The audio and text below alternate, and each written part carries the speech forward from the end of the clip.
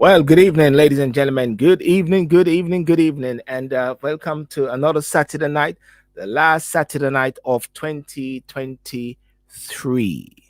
Last Saturday night of 2023, and Talk and Sip, and another Saturday night. And I want to take this time to, and I trust that you all had a, a wonderful Christmas, and you're looking forward to a splendid and a smashing New Year. You know, tonight I'm actually streaming on four different platforms. One which is TikTok, which is there as you can see, but you only can see my face. I'm streaming also on YouTube, and I'm streaming also on Facebook, and I'm streaming also, especially with a new design thing on Instagram as well.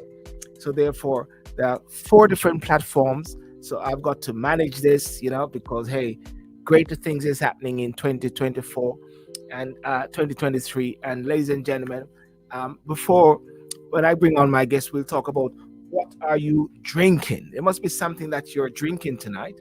Um, my doctor said I should cut down on the sugar. He said I should watch the sugar. So I put on my extra glasses and I started to watch the sugar. I'm I'm there. I'm watching the sugar. I'm trying to say, what is it? Watching the sugar going down. You know what? I mean, have you guys been told to watch the sugar? But anyway, let me just bring in my guys in and stuff like that. Hey, Herbert, how are you? Are you watching the sugar? Yeah, I am. You're watching the sugar. They're bringing onion. Onion, are you watching the sugar? I'm always watching the sugar. Are you watching the sugar? Are you monitoring the sugar? Which one? There's a lot of sugar around. You just have to watch them. I just came back from Jamaica. There was a lot of sugar that I was watching. Oh yeah. Jamaica. I mean, a lot of sugar. I tell you, I got this fantastic thing because the platform I'm using I'm able to stream on Instagram, and I'm just looking at it, and it's awesome because on it, remember, we're talking about this some time ago when you have these different big stage shows. You remember these stage shows that we're having? Yeah. And they were streaming on all these different platforms. So everything is actually lining up now. So I'm on Instagram, on TikTok as well. What are you guys drinking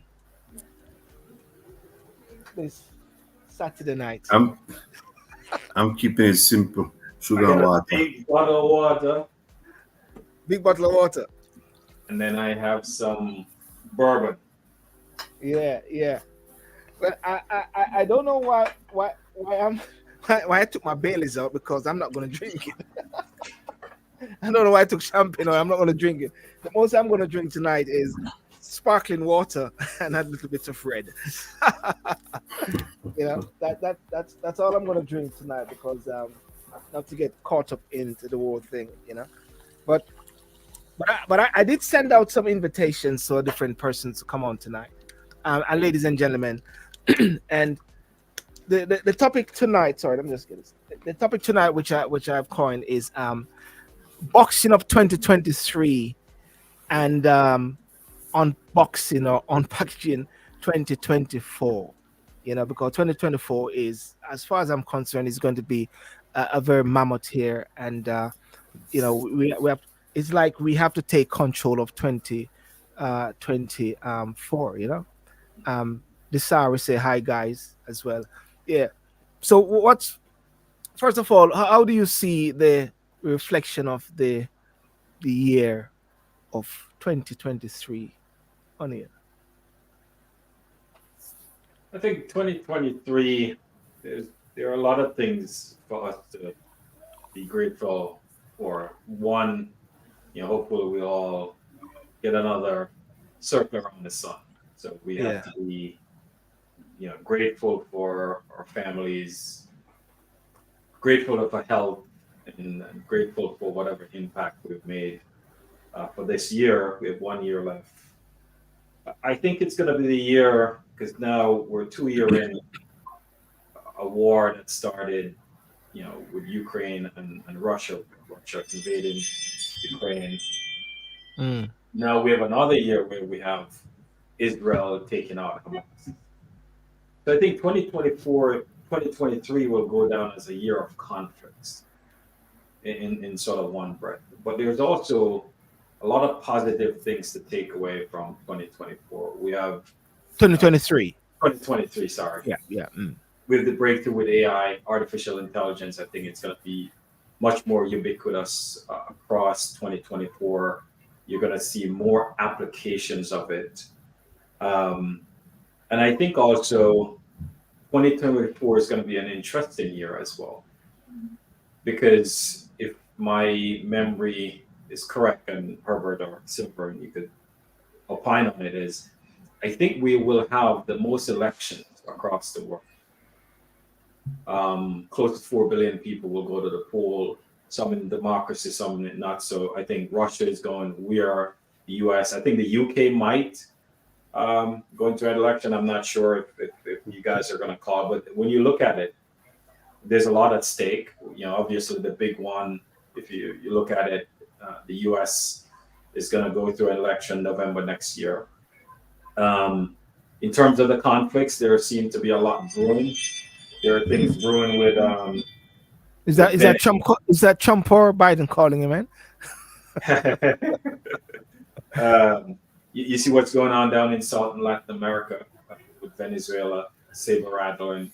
So there's going to be an interesting to see what 2024 brings us. But I am a very optimist in my thinking, and I think, regardless of what we're seeing from the wars, and I'm hoping that 2024 will bring a strong leader that will unite the world in a way that we have not seen it in a long time. I think there are voices out there that are starting to spark itself. And I suspect, just like if you guys recall, I think it was 92 when Clinton came out of nowhere. Nobody really know who he was. He was an Arkansas governor with little national platform. And he came and made a big impact, whether you agree or not. Same thing with Reagan, right? You have Thatcher in the UK. You have Blair. So I suspect you have a leader out there that is going to realize that the world needs someone to unify us as a people, and I think you're going to see that big breakthrough. So I'm hopeful for that. So what you're saying is that it is hoping that leaders or some key leaders will arise in some respect, just as you make reflection and remembrance of Clinton and Thatcher era, where there were these strong set of leaders that could come in and create some sort of calm in conflicts around the world, isn't it? Yeah, that's the hope. Yeah. I see. Sorry, let me see. Let me just say something. Hi, D. How are you doing? Hey guys, how are you? It's been a long time. Okay. Just wanted to come in and say hi to all the followers and say thank you for all the support you've given us this year. No, you guys haven't seen me for a long time, but I just wanted to, show my face because it's the end of the show. And I just want to say thanks. We don't see no face. Well, Sylvain, you know me already, so I just want you guys to hear my voice. But before going to Herbert D, because you're just staying quick because of the children. What's your take on 2023 going on to 2024? Wow, 2023. Where did it go? I woke up the other day, it was just 2023. Then 2 days from now it's 2024. For me, 2024, it's going to be a year where we have to rebalance, find that equilibrium, because there's a lot of people at this moment in time going through a disequilibrium, and they're not sure of what is going on. And I think 2024 is going to be that eye-opener where they're going to have to really sit back and contemplate how they're going to move forward for the future, because a lot of changes has happened and is going to happen. And I'm not sure everyone's ready for that. And that's my take. But 2023 was a very exciting, very fast year. And I'm just excited in terms of what's coming up in 2024 because we've got a lot to do. Um, hmm, should I give them a hint of what's coming up for 2024 for us, or you want me to keep it the Are you secret? getting married? Oh, me? No, no, no. I'm already Might a long married. time right No, no, no, no, no. Well, I must say, as assistant producer for the Silburn TV show, we Yeah, have an exciting year coming up for you guys. So just stay tuned and yeah, make sure you check out the website because yeah, there'll be lots of updates going on. The new store will be updated. yes. And I guess 2024 will be a fantastic year where we'll be collaborating with a lot of people Mm. and inspiring and uplifting people to follow their dreams. And you're That's right that's about it for me. and you're right about the collaboration because that is something which is so crucial at this time, collaborating and lifting up people at this, in 2024 moving forward. Anil and I we spoke about that as well. That to really, I think the most important thing is that one can always find many issues around the world and different things which are not nice or not or negative or which is bad, but when you really unplug or unpick things, there are some serious positive things which are out there that we need to tap into, and if we're not careful, we'll miss it along the way, just like how Anil was mentioned about AI. We can take our eyes off these things, just like how all these social media platforms come up and some people are left behind. So there are things which are in front of us that we have got to seize the moment and seize the day, as D just said. Yeah. Herbert, Um, sorry D. sorry.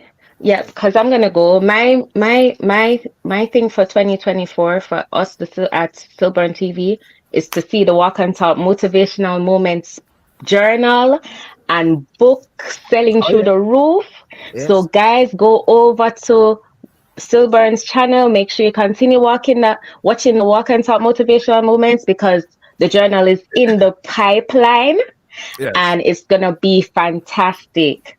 So stay tuned, and I just want to say have a peaceful and a mindful 2024 Mm. and keep focus. Don't let distractions distract you from your distraction. Yes. Not Yes. gonna read too much into it, Yeah. but don't let distractions distract you from your distraction. All That's right. Love you guys. a deep. And I'll be in the background as usual. Take care. All right, D. Bless you. Bless you. Take All care. Nice right. one. Bless, guys. Yes. Um, Herbert, you're saying. Yeah. Yeah. Thanks, D. Thanks, D. Yeah. I I would really want for 2024 um a leader with some backbone. As Oni said, someone to really come and be the adult in the room and take charge of things. Right now, it's not happening, and I do not see it happening in England. In the near future, in England they just kick the can down the road from Mm, Man City to Man United down to Liverpool. mm. Watch it, man. That's all. Liverpool are number one right now. Huh? Liverpool is number one right now. Manchester United is a different story. I have no comments. You left So yourself said the man open from for Orcherius. that. Huh? You left yourself open for that. Yeah, yeah, yeah. So said the man from Orcherius. Yeah, no coming because he's a Man U supporter. Yeah. Me. Um. In Yeah. all in all, 2023 has been a year of conflicts, um, far political popularism, and it's it history will not look at 2023 as it did in 2014 or 2016 Mm, because of all the unsolved mysteries that are going on. The fear of people to come sit and have a healthy dialogue. whether it's in the Caribbean or Europe or US. And if that trend happened in 2024,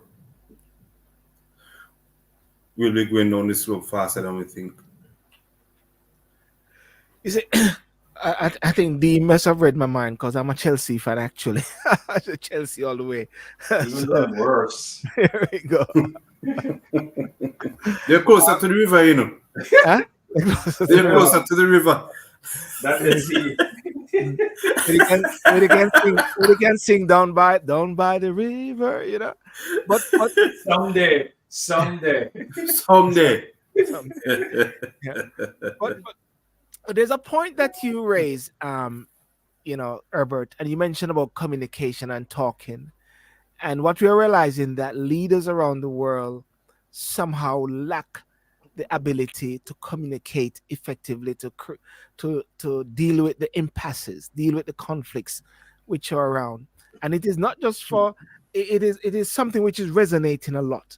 While at the same time we are in this world whereby we are so much surrounded by mediums of communication, but at the same time the mediums of communication are so much around us, but yet at the same time leaders of the world lack the ability to communicate, to deal with, and to have resolve solutions. Onion. so Silver, I don't believe they lack the communication skills. I think they choose what they tell the people, right? Because I somehow I think there's this theory that if you're honest with the people, it's not good for you as a policymaker. And you're not, as we call it, leveling with the people. I mentioned Bill Clinton. One of the things that Bill Clinton had, which he was masterful at, was connecting with the people. Yes. He was the guy who would put his hand. He was masterful, whether it's kissing babies, whatever it is. Clinton would connect. And I think what you're seeing, there's a gap in the messaging that our leaders are communicating and what our population are hearing. And I think some of it, there's emphasis because we all sit in our own echo chambers and we're not willing to have dialogues with others that have different views than we do. There's a whole construct of what we call collective intelligence, right? If you just go back and look at anything that you've learned in your life, you realize you've learned bits from maybe Herbert, bits from that person, right? It's called, you and I talked about the concept of the rum bar, where if you go back, let's use Jamaica as a time where people used to get their information, having different dialogue, people were green, whatever party color, it didn't matter. You do have some really great dialogue. And I remember, for example, leading up to the Iraq War, I happened to be in Jamaica and I was in a bar and the conversation going on about the war itself, for and against. Yes. These are folks who are farmers who had an opinion and they're debating that fact. The issue we're having today is that folks like ourselves are not sitting on the table and having those dialogue that are important and then take that dialogue to hold our policymakers accountable. And I think that's where we're falling short, Simburn, is that it's not about the messaging. I think a lot of our politicians are choosing what to communicate because they think I need to package it in such a way that, O'Neill understand it or Herbert understand it or Silver, rather than just tell us, let us make our own decisions based on the information you're imparting on us. And I think I'm hoping that in 2024, we'll put away the phones and have these long form conversation around topics that are important. Because, even though I'm a big fan of X, I think one of the things it has done is that you can't have serious discussion in 140 characters. You can't have serious discussion and just post your bit on Instagram or whatever channel you use. So I think it's more around how we, the people, hold our policymakers accountable and ensure that our voices are being heard. And I think the only way we're going to do that is if we participate in the democratic process. And that's what I'm hoping for in 2024. You mentioned like the democratic process there, and one of the things is that it's like people are also fearful of the democratic process. Um, Herbert's friend I'm going to bring up now is like Trump. For argument's sake, in America, your land, they're taking Trump off the ballot. It's like there's is it like they're now using people are scared of putting people into position, and I don't know what it is, why they're so scared of hearing people. I even touched base on something a while ago, and we'll come into this recently. This is the issue with the diaspora, whereby a gentleman wrote a letter, and it's creating some stink in Jamaica regarding the diaspora and the government. But one of the things I saw which the government has failed to do is to engage even with the person who wrote the letter to say, let me try to communicate and see if there's a point. Let me see if I can fact check these things. Well, right there and then, you see, there's this massive opposition to anything which is deemed to be against or for some other people. I hope I'm making sense right there. It's just that there's a lack of tolerance. Maybe that's the right thing to say. There's a lack of tolerance. Would you say that, Herbert? Yeah, there's a disconnect between the person who wants to hear the truth and the person who needs to hear the truth, Yeah. right? Um, and we find it with spin doctors, those who represent politicians, those who speak for politicians, Yes. and it's not a good sign when we live in a country that is meant to be democratic, but we cannot speak. We do not have a voice. It's borderline communism. Mm. And as far as Jamaica is concerned, I think we're slipping more towards a communist state, which is as a result of the prime minister, or I would say the prime minister refusing to have dialogue with outside influences or outside forces regarding the direction of the country of Jamaica. Mm. So if we're going to have dialogue, healthy dialogue, we need to be open to constructive criticisms and not waiting for the piece, not waiting for the person to tell you what you want to hear or to stroke your ego. Oni, what do you say about what Herbert just said? Like where Jamaica is headed. Yeah, that's an interesting perspective. I don't see it that way, and I might be missing some elements of what Herbert is thinking about. Mm. Um, you know, I see a Jamaica that's thriving in more ways than I could imagine 20 years ago. Are there what term I want to use? Are there additional progress? Yes. Mm. I think we're two step up the mountain. I think at the macroeconomics level, you could make the argument that there are a lot of things that's going right in the right direction for Mm. Jamaica. At the microeconomics level, where the people feel it, I think that's where you have a lot of work. Now, when it comes to governance, I think there are some gaps in governance. But as someone rightly said to me when I was in Jamaica recently, that if you just look at every administration and you look at the administration that is in power and the one that is in opposition, Mm. they always seem to say they could do better. But then when they Yeah. go in, right, is the same thing. So the question becomes, and it's sort of for Herbert is, I see there are more democratic process in Jamaica than other places. I think what I worry about in Jamaica more than anything else, because I see the sentiment, I feel the sentiment, and I hear people talk about it, is that they're disappointed with the political process in Jamaica from the perspective that they're not getting anything from the politician, and therefore they're not voting, which will impact the democratic process. Yeah. Right. The driver I had while I was there, and a couple of people, and I went to this bar by the seaside, and these are all fishermen. Mm. And there was spirited debate going on in the bar or right by the sea. And I can tell you, 90% of them said they would never vote in the next election. Even some people said, if you see ink on my hand, chop it off. Wow. Right.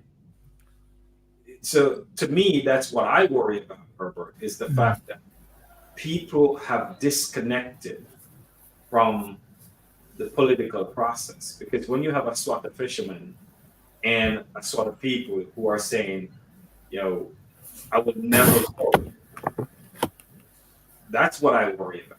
Because I think, and someone could correct me, the last election, I think it was 35 or 36%. 37% of the electoral Right. list. And imagine now you have a large sort of people that said they're not going to vote.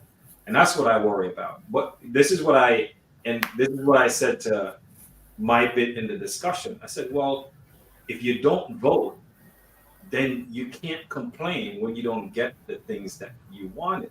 Because if you're not going to sort of participate in the democratic process to vote in who you care about Yes. based on policy, then you just have to live with what you get. But the one thing a couple of gentlemen said, older fishermen, they've been around the block. And we have mentioned it a little bit here, Silver. They used to talk about, and I think it goes back to something you said, the communication. Mm. Where every member of parliament used to go every creases on Connick, go talk to Herbert, go talk to Silver, talk to the fishermen. Here, most of these guys, they're like, when I ask in that room, who are you member of parliament? Most of them don't know. Mm. Right?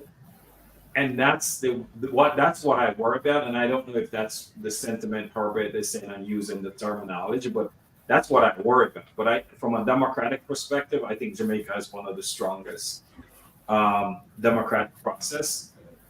There are big gaps that are continuing to grow, and we have to figure out how to fix it at a micro level. Herbert. Yeah. I agree with O'Neill in some levels, but what I'm trying to say is that the prime minister, for example, right? I remember during the pandemic, a guy went on social media and was blasting the prime minister. He was using some colorful languages, and before you know it, he was arrested. Mm. Right? But Herbert, but what we don't know, there's speculation that the prime minister was involved. But I think when you just look at it, there's some broadcasts and stuff. There's nothing point back to say the prime minister was the one that actually called the chief of police and say, go get that guy. Or initiated it. Or initiated it. But the point is, right? But sorry, but what I would say, and I said it before, if you go on any social media, it doesn't matter who you are, and you use that type of threatening language to any member of parliament, the president, the Secret Service is going to come visit you. Yeah, I understand that. But the thing is, there are more serious, there are more urgent things that needs attention from government and agents of the state. Right? than for one to go dig up a district or a conclave looking for an individual because of things that he may have said um, in his moment of highness, Mm. right? And if that's how we look to govern based on one's emotion, and as I said to you earlier, Silburn, people in Jamaica, and I would extend it to the to people in the world, no, they vote for politicians and not for policies, Yeah.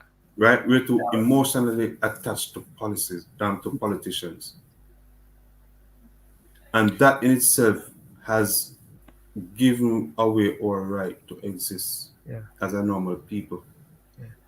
One of the things that I would love to see for 2024, and that is whereby one move highly beyond the orange and the green, and specifically for Jamaica, we're talking about here now. But there's something that O'Neill said when you were talking to persons there. The government is not helping me or giving me anything. Isn't it? Isn't it the government has created a system whereby people are relying on the government to give them something when it really should be an environment that is created that make things happen instead of feeling that, because right here now I don't believe that the conservative government or the labor government should give me something. What I would expect is for the environment to be set in a way whereby I can live a successful life. Things are in place, like in America or so, but not to reach to a point whereby me now go vote because the government is not giving me or I'm not getting anything from the government. Is that something coming up or so? I think you're hitting onto something, Silver, where I tell people I'm pro Jamaica. I'm not pro anything else. Yeah. But the one thing that I always I go on my long runs when I'm in Jamaica. And I tell you, I run in past a place and it had some plums on the tree. And the tree filled with plums. You think you Plum. No, I'm not have a teeth the plum. I'll check it. But it's Still, right you know, so I by. had plum though. No, I the real plum. Right, but there were so many plums on the floor. I picked up a whole and bring with me. And when I was running, I'm like, anybody who live in Jamaica and say they are hungry, there's something wrong with them because you don't pass a place that have breadfruit, a banana tree, an apple Yes. tree, right? And if if you look at it and say, back in the day, a man used to go pick some apple, whether them teeth it or not, and go market, go sell it. A man used to go pick a breadfruit, go market, go sell it. Orange, I go into the town, you used to see 20 orange man, right? I remember the first time I see a self-peeling orange thing was the orange man created their own thing, Mm. right? So you're right to say that the Jamaican government or any government, they're they should create the environment for people to thrive. And that's why I said there's a lot of good things and macroeconomic things that's going on in Jamaica, right? A lot of good things. There's more cars in Jamaica than I've ever seen before. If you go to Yorkcast and Your you go cast to Maryland or any one of these schools, right? If you go back, Herbert, to Herbert where the shaking. school go, there probably one person who had a car back then, or Uh, two persons. yeah. If you go into the parking lot in Edwin Island, there's probably 100 cars, right? If you go to, it's sort of across different schools, and I'm saying that to say there are progress being made, but there's a lot of people that are not feeling it at the micro level, and that's where I think the Jamaican government or any government need to figure out how to get it down to that level. But you do have some people who don't want to work. Yes. You do have some people who don't want to work.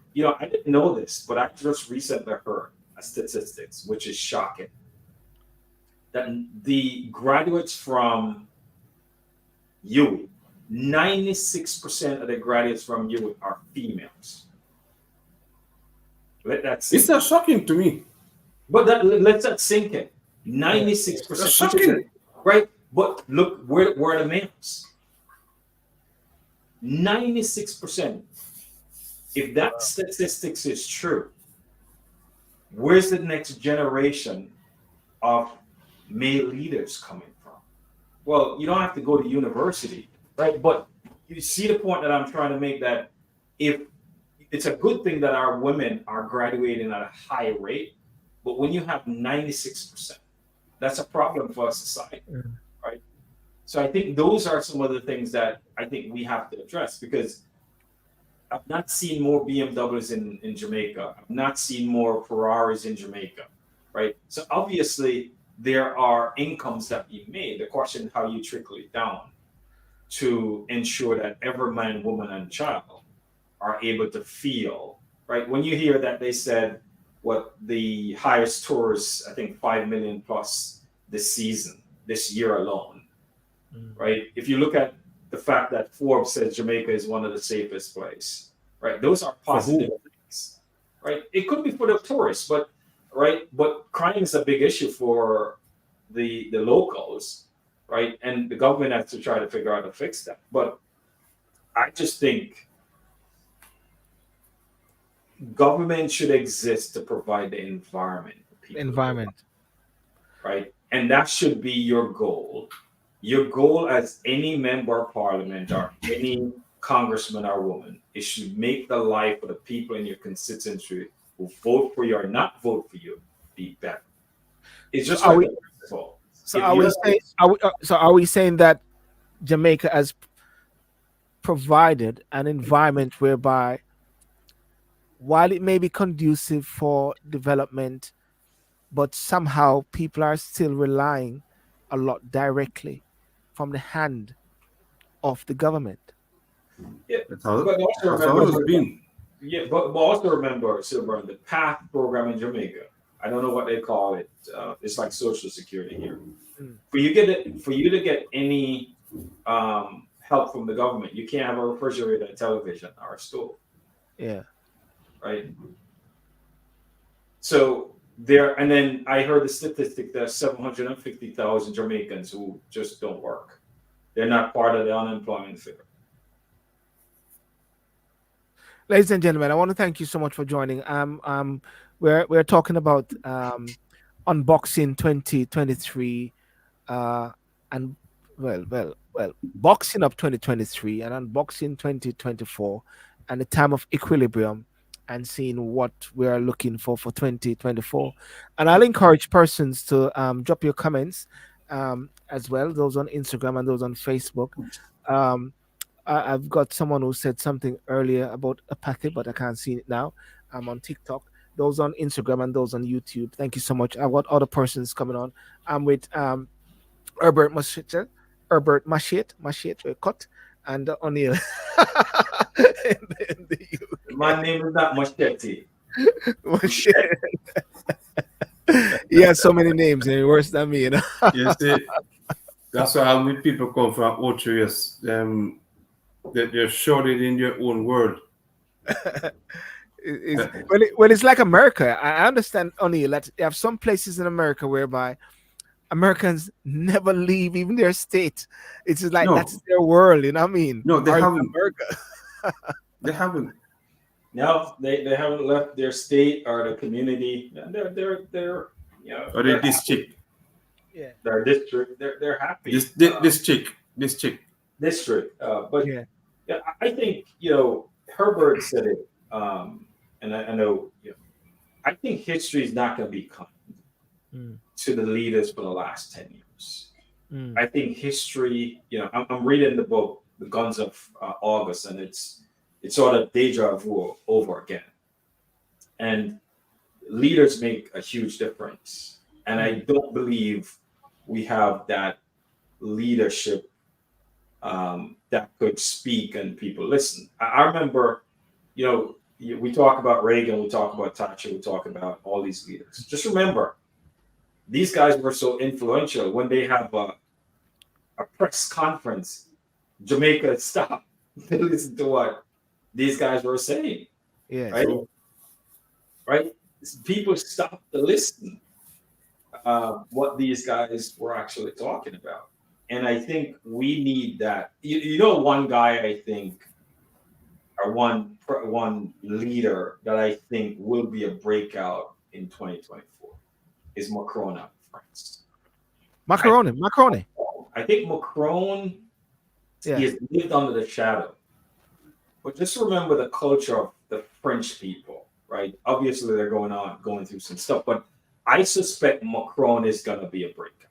I think Macron is posed to be a breakout where I think he's going to flex his leadership muscle to try to unite the world because, Germany's going through their issue. We're going through our issue. But I suspect France is going to be the French leader, Macron, I think, will elevate himself. That's my forecast for 2024 from a leadership perspective. Can I just pick up before I go on to an issue in Jamaica? There, can I just pick up on the USA because I still find it a bit strange that the top leadership sphere in America now for presidents is Joe Biden and Trump. Where's O'Neill? Where's O'Neill? Are you stepping up? Where are the other persons them stepping up? Where are they? Why are we still seeing Trump and Biden there? But, there's a big gap between sort of, our policymaker and the next generation. Yes. And I suspect you're hearing more and more of that, where in the polls, you're seeing where people are saying that their age is an issue. I forgot who said it the other day that if you're over 65, you shouldn't be allowed to run for president. Yes. And I do agree with that. It's a tough job, right? And I think some people are just disenchanted because they're like, really? That's all you have? And if you're a third party candidate here, good luck getting on any one of the ballots. So I think 2024 is going to play out. We'll see what sort of transpire. I think the Supreme Court is going to get involved with the whole ballot thing on Trump. My personal opinion is that you let the people decide, right? The people are going to decide one way or the other. Let them be the decision maker.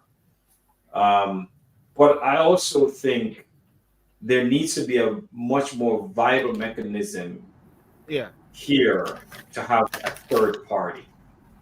We need a much more vital mechanism for a third party. Because I think, Silburn, when you guys had that third party in the UK, it forces some actions. Yes. Right? And I wish, in the US, there would be a viable third or fourth party, because I think that will act as a balance. Because when you have to form a coalition government, which we have never done before, it might force people to come to the middle and listen to who have different opinion and perspective than that. So I think 2024 is going to play out. I think it's going to be a tipping point for our nation. Yes. We'll see how that plays out. Okay. Well, I think we are into a new year now, guys, because Jody's here, so something must be happening. Something fantastic must be happening. Jody? Oh, she can't hear you. Jody? Jody. Good evening, everyone. How are you? We're good. We're good, Jody. Can you all hear me? We can hear you live on direct. And it's clear? Very clear. Very clear. All right, wonderful. How is everybody doing? Yeah, we're good. We're good. We're waiting for your predictions as for 2020. Merry Christmas, everyone. Merry Christmas. For next year or this past one? She just wake up. Herbert. Yeah. Man, Merry Christmas. This past one. Yeah, I'm There's a slight delay, but that's all right. I'm back to life, I think. All right, hold on. I think I understand what's happening. Just let me change a setting here, and we should be good. Good, good, good. Um, you know the funny, All right, is the that any interesting. better? Or Yeah, you can hear me. Can you hear me? You want to come out and come back in, Jody? I'm hearing you clearly. Okay. You're just All delaying a right, little let's bit. try There's a that. I slight, think I know what's there's causing the delay. there's there's a slight delay there. Yeah. Um,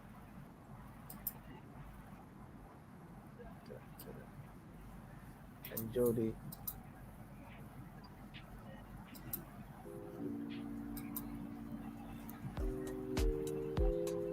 While Jody's getting her stuff ready, Herbert, that point that O'Neill flagged up there about leadership in America there, on the top of the chain you have these two gentlemen there. uh, I think nothing is wrong with someone age really, but one can see that Biden is lacking some sort of faculty, you know what I mean? He's getting old, isn't it? Well, if Biden is lacking his motor skills, Yeah. Trump is no further off the chain either. He's overdrive. So, Hmm. so you're now looking to go into your closet and to find your cleanest dirty shirt, Hmm. right? Because when you look at the trail left between 2016 and 2020, Hmm. which has culminated in indictments on Trump, Yes. lawsuits, all different court challenges he has lost. No other former U.S. president has ever amassed that amount of scandal in their private lives, let alone their public lives. Hmm. So the question is, if I was living in America, would I want someone of that caliber to lead me Hmm. into the future?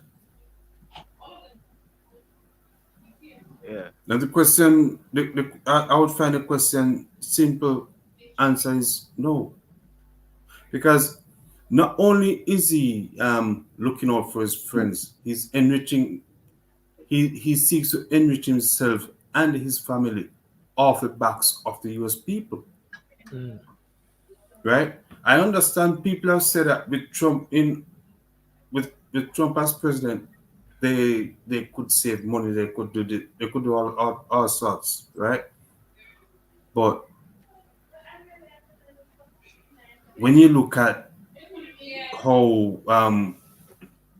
the White House was being run like a mafia organization, I wouldn't want him to be leading me in anything. Is that a fair assessment, O'Neill? Um, I don't think it's a fair assessment. I think he's a very bombastic personality, and some people like him, some people don't. Um, but I think people would say there's a very chaotic nature about the way he governed, and I think history would write about whether it was the right way to govern or the wrong way.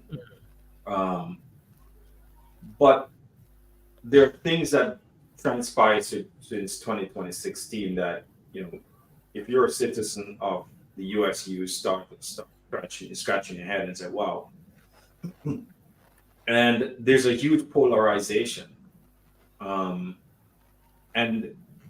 I also think that some people will say there was no wars that started under him. He was the first president not to start a war Hmm. in a long time. So I don't think it's a full characteristic of the 4 years.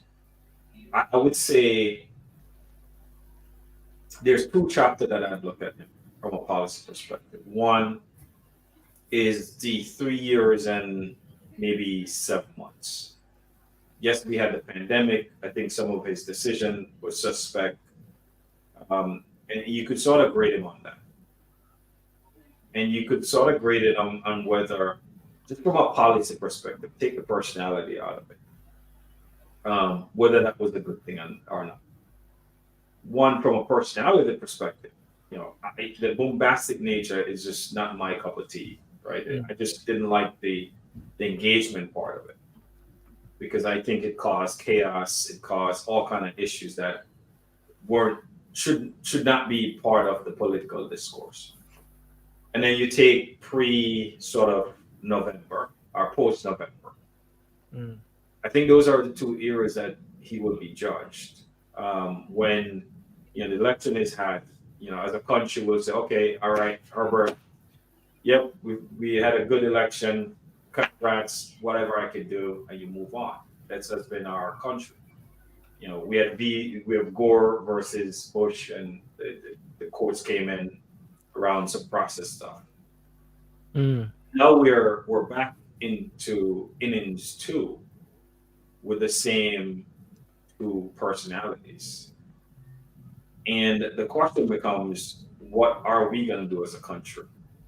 I think we're stuck with both choices unless something happens. I think it's going to be super hard for anyone to jump in the race, either to replace one or the other. What about they're taking off the names off the ballot? I don't think that was constitutional hold up. I think they're using Section 15 to try to Section 14. Yeah, 14. Section 14, right? Section 2. And when you read it, I'm not a lawyer. I just don't see that holding up in court because I think it says the Congress has the right to do that. I think the Supreme Court is going to jump in because you sort of set a precedent. And this is what I worry about. You set a precedent where next time it's a tit for tat where someone could say, well, let me get a Secretary of State that interprets something and then take Biden off the ballot. And then it's a cycle, right? We go down a cycle where every election cycle becomes chaotic because I don't like this leader, that I figure out a way to hamper this person. So I don't think it's good for democracy. It's not good for us. So we'll see how that play out. Obviously, the primary process is going on right now. And we'll see. By all means, the polls are saying Trump is going to be the Republican nominee. There's a question for Nikki Haley whether she's going to be the Vice President. And then on the other side, you have Biden and Kamala Harris, which, right now there's a lot of crisis going on. And they're going to have to speak for these policies. The border is a big issue right now. There's crime in cities. The infrastructure act that he put in place, I thought that was a good act. I think inflation is under control. So there are things that are positive. The question becomes, as we talk about Jamaica, is on the micro level, where some people are not feeling it, right?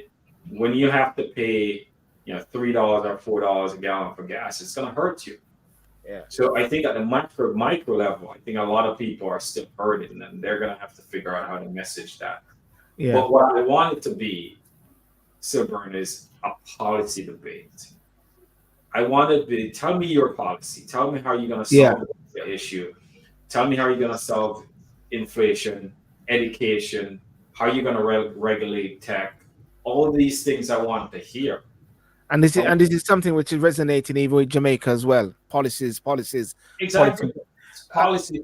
Yeah. Take away the personality. But the last thing I'll say, do I wish I had someone from my generation that will represent us? I wish, right? I wish there was candidates on both sides, because I think you have some really smart young politicians that could be the next generation of leaders. And unfortunately, because we're keeping so many folks into their 90s into these roles, these guys are tiring out, isn't it? It's impacted, right? And I hope, at some point in time, we as a nation is going to come and say, well, we can't continue that where we have a 60. My son is 2021. Biden is 60 years, Yes. right? 60 years.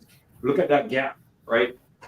So Well, those are, I think, that worries me. But no, I think, we have to take the personality out of it and ask ourselves, who's better for the world at large? Who's better to create the environment that the American people are going to thrive at? I think that's going to be the number one thing. okay. Well, welcome, Lester, blogging God, shocking out in glasses. I know that I was going to ask him if I'm a hide from police. No, I mean, No, night, the night, Minister night, of night Home ago. Affairs fixed him up, put him on TV. What's that? The Minister of Home Affairs fixed him up and said, go represent me. Yeah. Man, Is- have He's is- a talking about reflect- Vita. in Is, my, is, oh, is, in my reflective glass. let me see. Yeah. Your pink eye, my youth. Yep. Yep. Yeah. These are glasses with He's- pink kind of Jamaican. He's taking a very dim view. I'm See, looking if when I can you're- see. I'm looking if I can see Vita through the glasses. I can't. when- I when look you're- Yeah, you when- can when- see. at glasses. I look through. when You see the you're- shadow? You see the shadow behind him? when you're on vacation, you just have to be cool all the while. Okay. So are you alone on Is vacation? it that's why your speech is slur? Yeah, I'm a speech slur because it's how we are doing it. Bridget, I don't know how you trace them two things that together, Baileys and this. I don't know how you No. do it. No, that is just made for TV purpose. It's not happening. I have no white room where I am. This is TV purposes. I have no white room. I have no white room where I am, sir. You have no white room. Lester, how are No. you? How was your vision for 2020? What's your vision? How was 2023, and what do you see as 2024? You know, the new year coming up that day. 2023 was a awesome year, personally and business wise and stuff like that. Got a lot of things accomplished. Mm. But more on the personal side, I've grown a lot. I've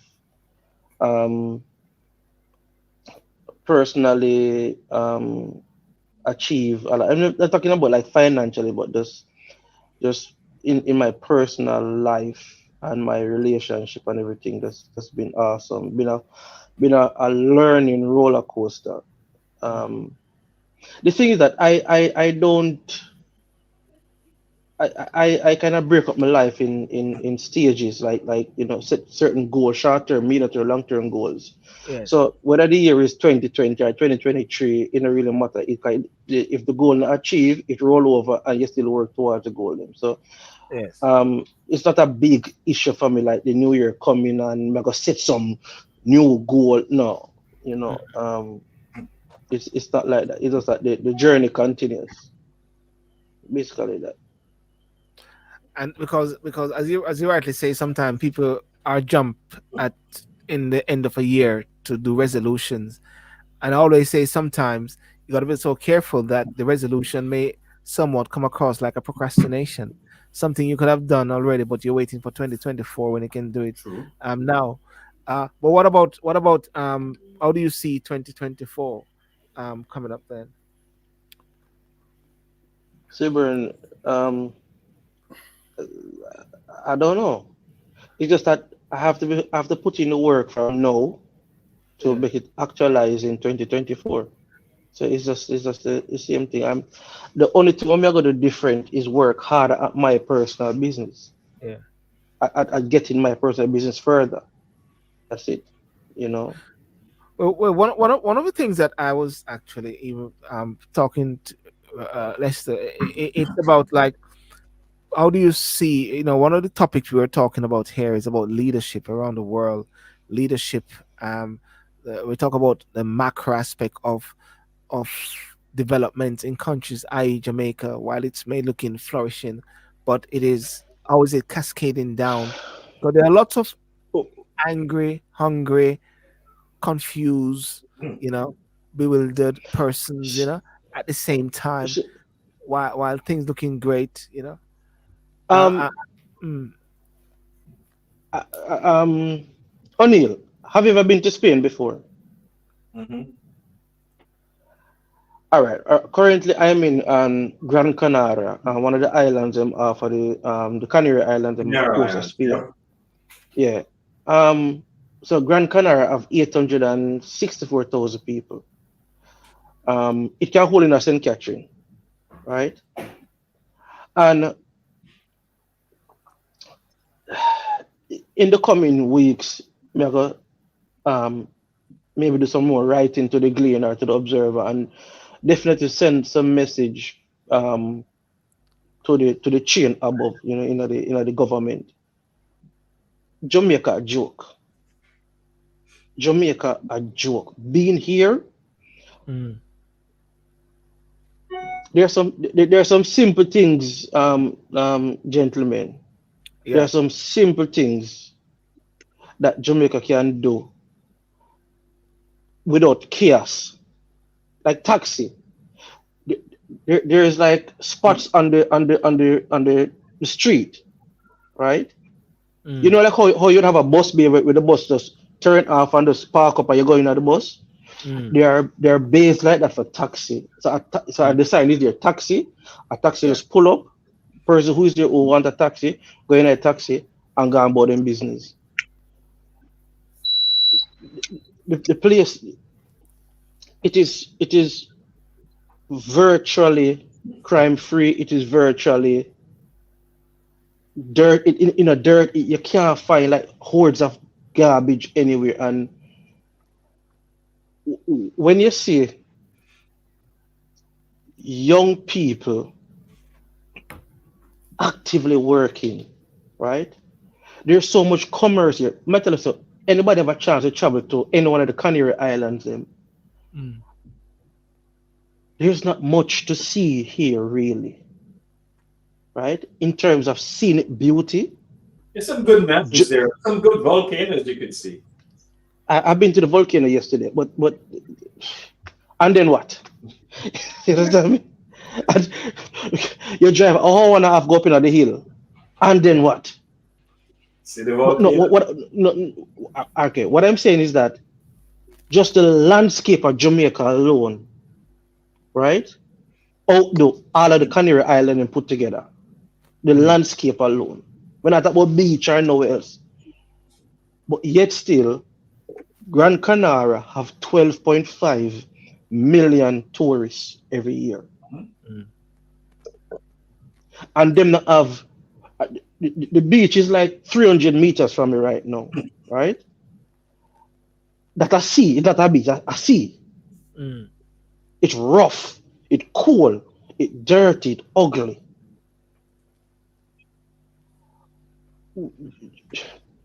Jamaica, I feel, some simple things, Silver. Okay, okay.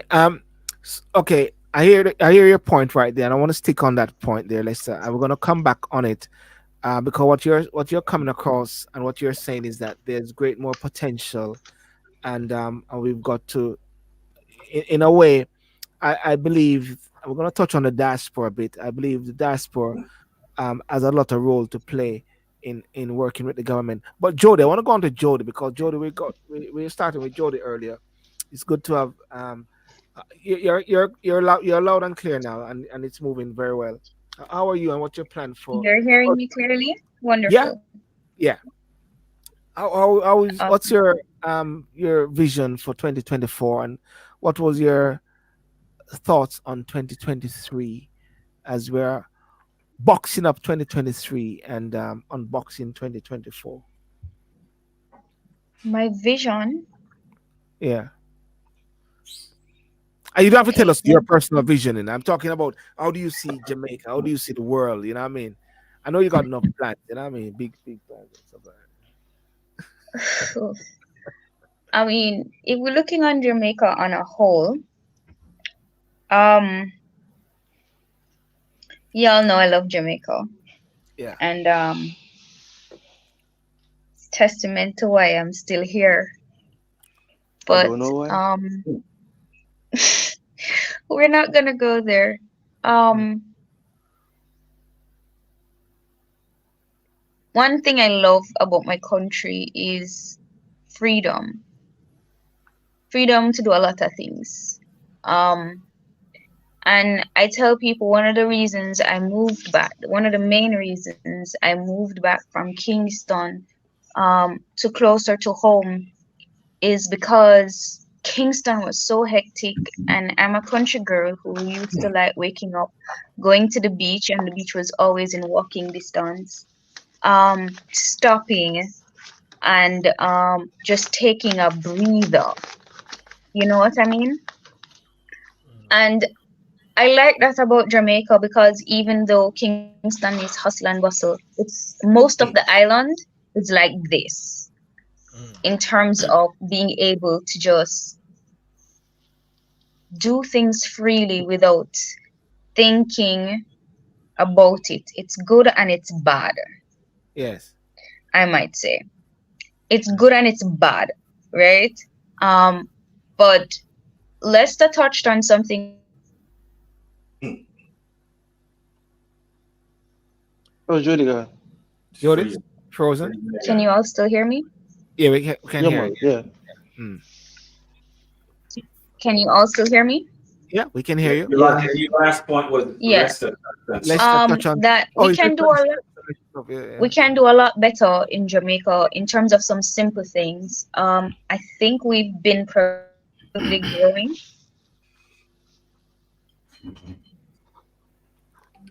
I don't know if that's me. We can hear you, Jody. Yeah, go ahead, Jody. Frozen. she's not hearing you. Jody.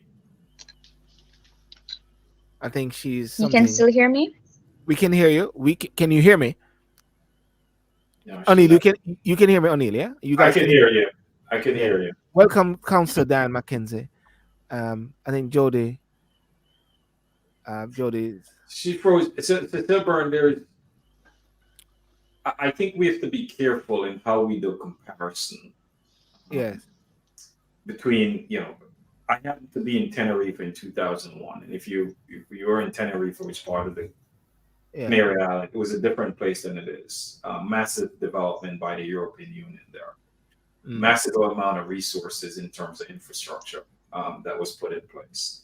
I think we have to be super careful how we take things that are happening in different parts of the world and say, yes, Jamaica should do it. I do agree there are things that Jamaica could and should do. Yeah. Um, but I think there are progress being made. Um, is it, are we there yet? No, I think we're two step up, up the mountain, as I've said. I think there's a lot of things that needs to be in place that will start bringing that quality of life for everybody. Simple Mm. things as you may say, Lester.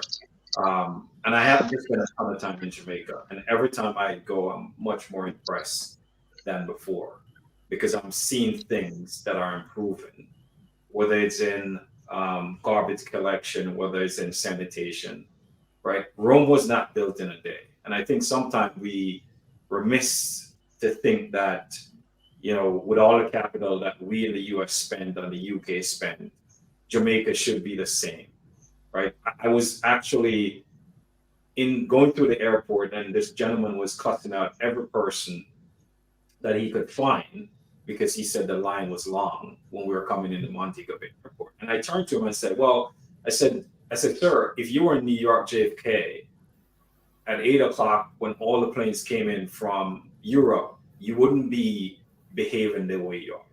And it took us maybe about 35 minutes to get through the line. But yet still he was saying how Jamaica is bad if he was in. I said, no. I said, if you were in New York at 8 o'clock in the morning, it would take you probably 2 hours because every plane will have landed. Right. So sometimes we just have to be careful how we do the comparison. Yeah. Um. Sorry, Uh, Councillor. Sorry, Diana Mackenzie. Councillor Diana Mackenzie. How are you doing? I am very well. I apologize. This is Yeah. not Flow or Digicel. I'm using Sky in the UK. Good evening, gentlemen. And I see we have one lovely lady on. Good evening. Good evening. That's Good good evening, evening. Good Dan. evening. Yeah. How are you doing? And always where you are. Is it It's cold out cold and there it's raining. Hi, in evening. Good evening, that, Jody. that's in North Hampshire, yeah? Isn't or Nottinghamshire? Which one is it again? Nottinghamshire. Nottinghamshire, She's not in the Oldtree. sticks. In the Yeah. Ah, bush, as they say. I have some Oh, good friends. hi. Hi, Mashad. Huh? so sorry. So Dan? I was greeting Mushet. I was greetings and How are salutations. I'm, you? I'm out in the sticks. Yes, you're out in the sticks. Gentlemen, Silburn is really just envious and jealous himself and Mushet because they live in the city of London, and it's really congested. And where I am is in the leafy, beautiful suburbs of Nottinghamshire, and they're jealous. So they tell me that I'm living in the sticks in the country. So do forgive them. That's what they're jesting about. Diane, I have a question for you. Why so many Jamaicans moving up there? Out into because they're now waking up. They have good sense now. Okay. I have some good friends that moved up there. Before I go back to Jody and tell us as you know the topic tonight is boxing of 2023 and unboxing 2024. What's your take on the past and looking forward into the future with the eyes, the vision of uh, the world, not just directly yourself. I always encourage people to have to speak about themselves, but I mean, how you see things unfolding. There's so many things there. Well, let's not label me as very profound. I'm just a simple person. I'm a very simple Jamaican, and Jamaicans are not simple. Jamaicans are not my simple. Just for the grandmother record. my grandmother would say that the world turns and nothing really changes. Mm, It doesn't change until we change internally. So our world change, but the world as it is will always do what the world does. It will be complex. It will be simple. 2023 was a year, I guess, like most other years, depending on where you are, what has happened in your life. It had high moments, it had low moments, it had wars, mm, rumors of wars, it had people winning the lottery, it had people dying, it had people, babies being born. yeah. So the year itself is a continuum of what has always been. But Mm, some major things have happened in our world that I think should be an indication to us as mm, Jamaicans, and I'll speak first and foremost as a Jamaican, and maybe after that something else. But as a Jamaican, a lot has happened and we should take note of it because it is a indicator. It is like a thermometer of what is now and what is to come. mm, And for me, the biggest thing in Jamaica was the push for the constitutional reform. So for mm, me, that is the most significant thing, one of the significant things that we really need to pay attention to. So uh, what else? In Jamaica, I don't know. I don't know. I honestly don't know. I feel very hopeful. mm. I am very happy, very reflective about some of the things that happened back home. Yes. We would hear the rumors that our economy was and the books were being balanced. And then we heard about some wonderful raises that politicians and their cronies got. Mm, Uh, we had some people, Jamaicans, doing some wonderful things. We had the reggae girls that accounted for themselves on a national stage in sports. There were so many wonderful things that happened in Jamaica. And mm, then we had the continuum of crime and violence that mm, seems to be strangling the nation. And mm, that is something that for me is absolutely the marker. of Yeah. what is happening to us as a people in terms of the continuum of crime and violence in Jamaica. For 2024, I think a lot more people are going to be waking up. A lot more Jamaicans that are in the diaspora, they're going to be a little bit more serious about paying attention to Jamaica and what is happening in to Jamaica for the Mm, sole fact that in America, Canada, the United Kingdom, that was a part of Europe and has come out, we're seeing a lot of discontent. We're mm, seeing a lot of areas where we as Jamaicans are beginning to wonder a little bit more, with a little bit more emphasis, is this home? And so I think we're going to get members of in the diaspora a little bit more patriotic and become a little bit more involved yeah. in the stirrings in Jamaica. So 2023, a balanced year for me. Good bits, bad bits, Yes. and there are the needle, the dial just did not move on some things. Yeah. And so I don't know. I could Yeah. go on and on, but Yeah. Yeah. it was a balanced year Yeah. Well, from well, a thank you. Jamaican Well, well, perspective. well, thank you for that. I'm going to ask Jody to finish up what she was saying, and I'm going to go into a point in regards to what you said a while ago about the diaspora, and also what you said and what I've been coming around from Leicester, that Jamaica play, and where are some of the solutions that we see can be utilized in Jamaica, because at the same time the macro is powerful, and it comes across that there's great development, but as Anil said, cascading it down for the micro aspects, so the average person can feel it or benefit. But Jody, finish what you're saying, Jody, as to your vision and the big things are going. Let's hope you. Let's see if you. Okay, go ahead. You speak first. Let me see if you. What? If I, Okay. yeah. What I was saying is, I think it was a steadily progressive year this year. For me personally, being here and seeing the things that happened within a year post COVID, I think we did very well. Um, yes, we had faults like every other year. Yes, we had crime and violence.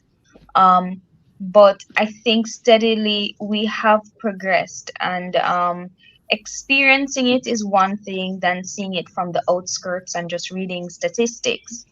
Um, and Lester said something that I was following up on about the little things we can do, and a lot of it has nothing to do with the government. The Mm, little things that can be done has nothing to do with the government. I am from Falmouth. I operate my business in Falmouth. The cruise ship pier, I can stay at my office window and look at the ships coming in. I can see what's going on the pier. That's the visual I have. I'm looking straight across on the sea.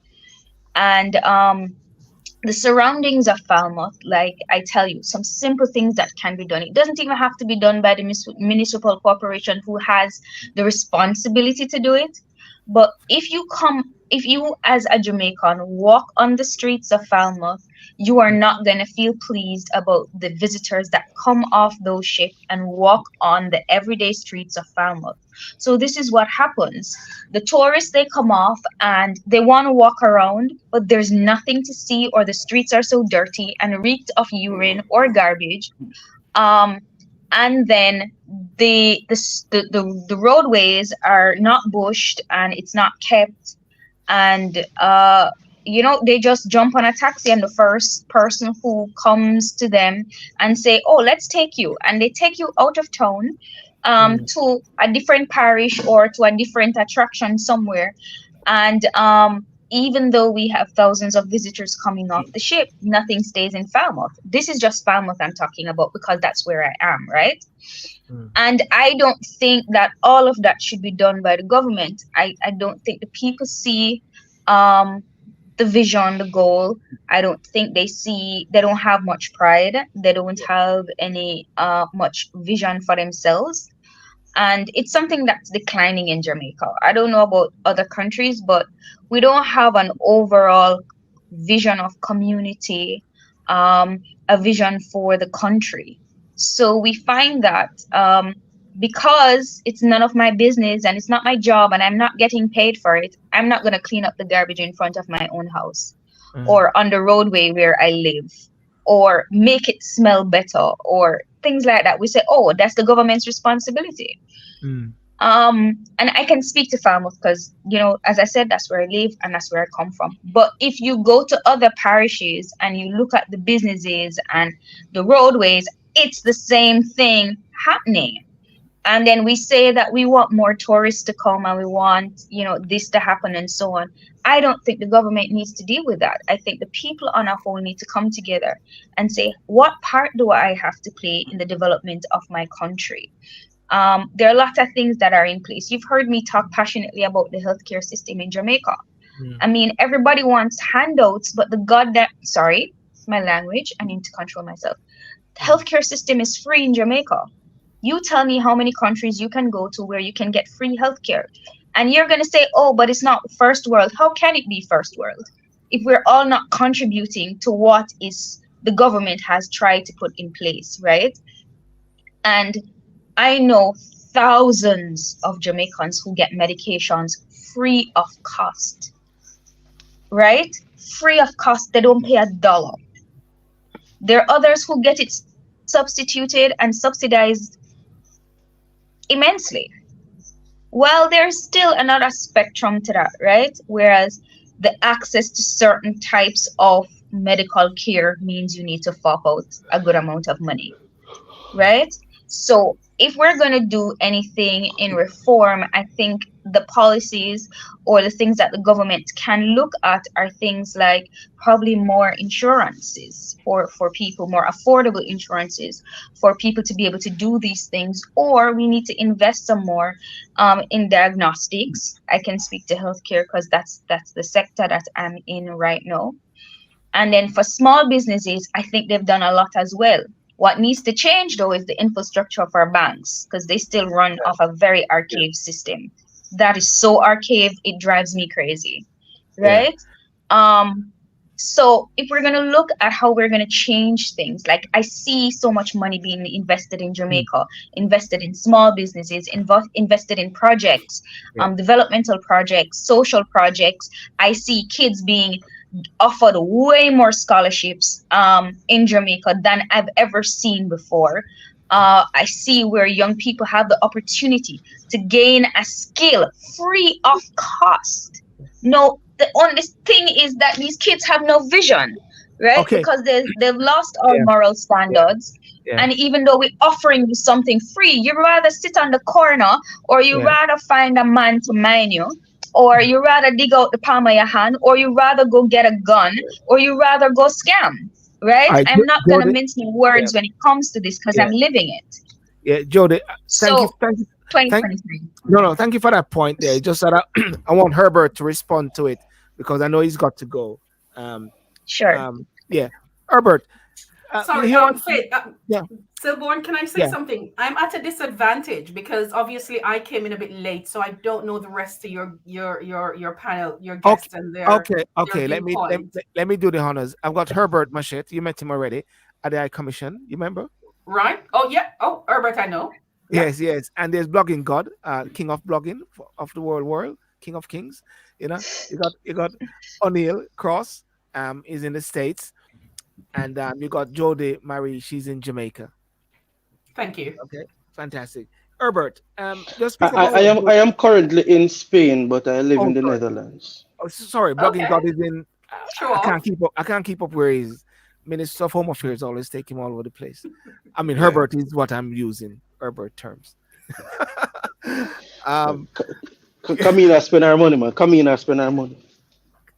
Don't go there. Don't go there. Let's say that's a touchy one. You know what I mean? Herbert. Yes, what Jody said a while ago. You can pick up on that before you go. Because she said a lot there as to vision, and that there's opportunities, but somehow the lack of vision, and people are not seizing it. All right. My thing is, and O'Neill touched on it earlier. If we should buy a toolkit and take to Jamaica to give to a youth on the corner. The question he will ask you, what is he supposed to do with this toolkit? Mm. Yes? He doesn't know he's going to sell it on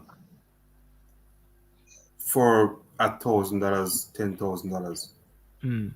Now, in support of Jody, we cannot expect the government to come to your house, to bring the qualifications to your house, to give it to you to say, go and find a job with that. Yes. O'Neill, with the stats earlier, with the females graduating from UWI, 96%, right? But these are the same females who will go out and dress up a man to make him her man, Mm. right? So we have to look at all these factors.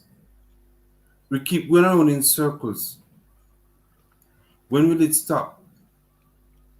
When will it when will we understand that if we lack vision, we are killing ourselves slowly. We are our worst enemy Mm. in our progression, right? And that is why we have so many people depending on handouts, whether it's from the local politician or from someone that is living overseas. They cannot feed themselves. And for me, in Jamaica, there are no poor people, there are lazy people, Mm. right? Lazy to the point where they do not, they cannot plant a banana tree anymore or sow a pack of cattle seeds just to feed themselves because they've become so Americanized, everything must come to Jamaica in a barrel so they can eat. If the barrel don't come, they're not going to eat. Yes? Mm. It's different from when I was growing up, where farming was my thing. Nowadays, it's scamming or what the politician can bring. Election is coming, Christmas is coming. What can they get from the MP or the councillors? Yeah. And if we keep going along that road, I'm sorry, the GDP in Jamaica is going to fall drastically because there's nothing to generate an income. Mm. Can I please interrupt? I Yes. Yes. missed most of the discussion, so please forgive me Yeah. Yeah. if I say things that are out of place in the temperature of the conversation that has gone ahead. Mm. I find that, and I've listened to Jodian and I've listened to Moshet, and I find that when we're talking about Jamaica, we have a love-hate relationship with Jamaica, some of us. Mm. And it is easier to describe Jamaica in the negatives than rather in the positives. And Jodian, I heard your attempt to be balanced as you are living in Jamaica. I was born and bred in Jamaica. I'm a proud, still a resident of Olympic Garden. It doesn't get any more article than that. And I've listened to you, Mushet, and I want to say I disagree with what I've heard you just say, not the rest of the conversation that has gone before, because Jamaicans are the most entrepreneurial. We were entrepreneurs before there was such a word that was being scouted around in the world. That's my personal experience. We have to look at what has caused this, what you know cause laziness. Yes, we know about social media. Boy, blogging, God, me not understand. You need to go get some coffee. No, he just drinking a lot. Bridget Bailey's. I'm sorry, I just became Jamaican. Please forgive me. But I heard you, sir. Jamaicans are entrepreneurial, and we have to look at why the people are so discouraged, and they seem to be trying to find a easier way that gives them the shortest possible distance to get to where they want to go. every person's aspiration is one, to be able to feed their family, live in a good home, be able to look after their children, send them to school, and all the little niceties that everybody wants. And if you look at, Jody talked about some of the things that we need to do, Jamaicans need to do, is not necessarily the responsibility of the government. I say yes and no to that, because when I listened to Jody, what she was describing to me that came down to a micro level was lack of leadership. And I can tie that to what Mushet was saying about Jamaicans just want handout and all of that. Jamaicans are the proudest people that I know. They are hardworking. They are resilient above everything else. And if I look at what has caused us, if we're looking at now, we cannot just look at Jamaica as it is now, or even 5, 10 years ago. We have to look at the history and the pattern that has caused us to be in this place.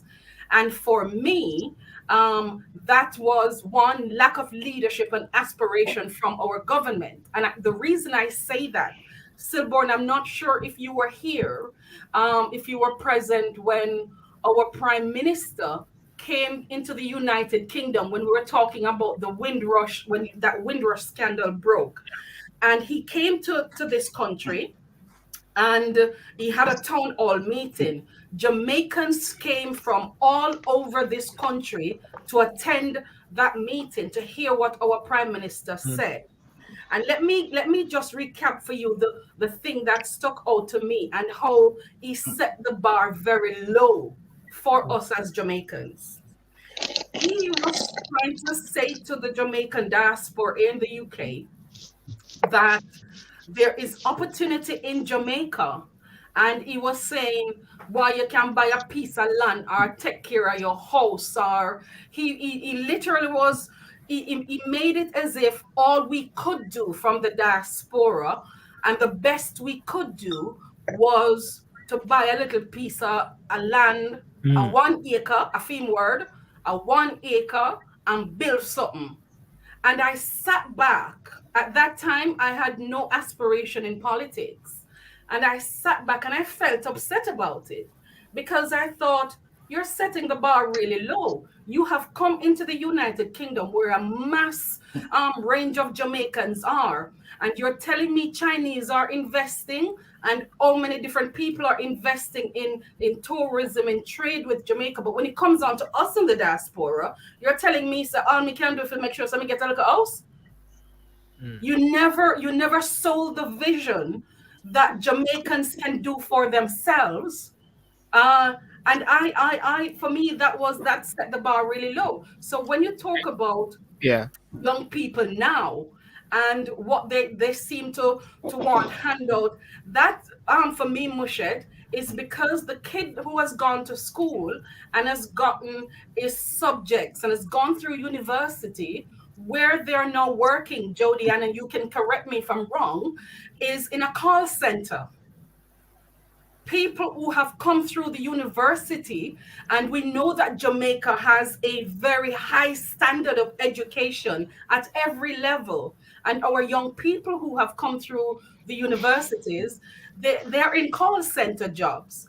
And we have things like over here, where I am in my community, and this is something I'm starting as a counselor in my ward, that 6-year-old kids must learn how to code. Can I just go on, Elia. Sorry, Herbert, do you want to go? Until you need to go, just you can just go. Herbert, yeah. Go on, O'Neill, and then let's sort of pick up on something. I think there's some context. People who have heard me, I'm a super Jamaican, and I spend, this year I probably went there 7 or 8 times. I just got back spending 3 weeks there. I think some of the issue, I agree with you, but I disagree with you in the sentiment that, because when you use the term the easy way, that's how you get scammed, right? That's what they're looking for. is the easy money. Mhm. People don't know hard work anymore, right? Before you came on the show, I was in Jamaica and I talk about running, and there was a plum tree. The plum was on the floor. People drive past, don't even pick it up. Back in the day, someone would pick that up, go sell it at market. Right? You don't see that anymore. There's a young lady, I forgot her name, that she started from nothing. They call her the slippers lady. Oh She yes. started from nothing, and now she has one of the number one slipper in Jamaica. I don't remember her name, but Is I that think Auntie Donna? I don't remember the name of the person. Yep, But Donna. A Donna Bridget, Flow. a Bridget Yatta? they call her, yeah, Bridget. They All call her the right. slippers lady. Um, Yeah. but I think the other piece is that we don't need government. But buy to enough for them, so I know. Yeah, we don't need Anyway, government. continue. I grew up in Jamaica, just like you. I need a budget, let's talk. Yeah, I look to my grandmother, my uncles, people in the community that gave me vision. Right? The issue you're having now is that there's too many people who are not willing to work hard. I see when I go to Jamaica, I have family, they'll come and I'll say, how about I help you buy a cap? Too much work. Right?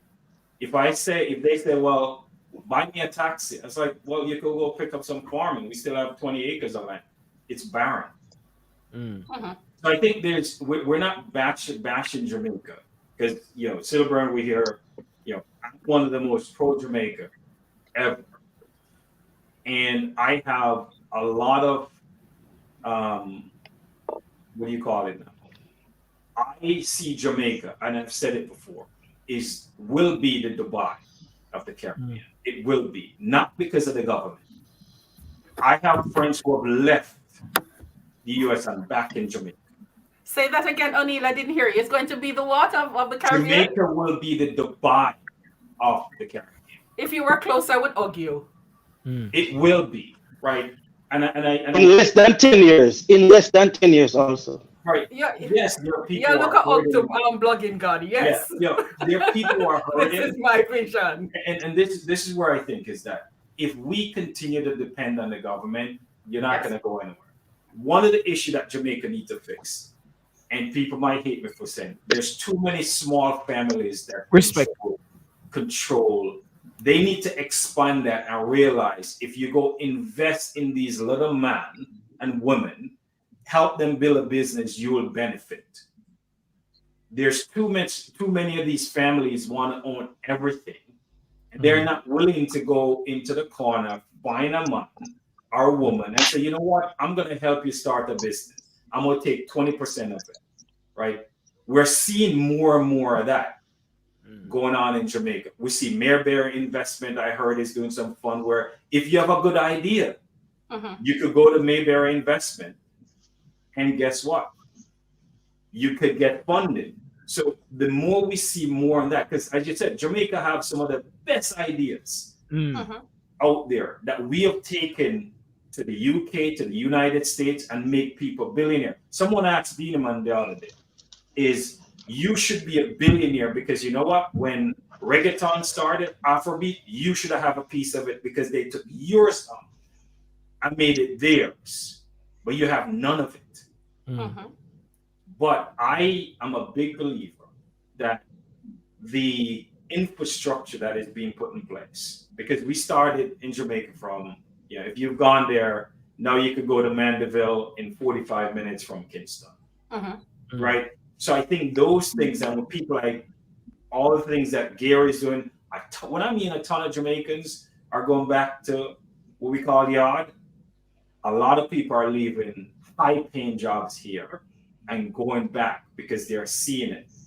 They're seeing that the fact that Jamaica has the best credit rating in the Caribbean and Latin America today. O'Neill. Inflation is low, right? O'Neill, yeah. Can I just ask you that question then? I go to Leicester. And we speak a lot about it. And yes, many people are going back to Jamaica and many people are caning it in a sense. But there's another swell of Jamaica, which one would say it is not cascading down on a micro level. So, How? sorry. Yeah. I want to finish this point because Yeah. you just reminded me. Again, things cascade down, and I have this driver that I use in Jamaica, and I've been using this driver for years.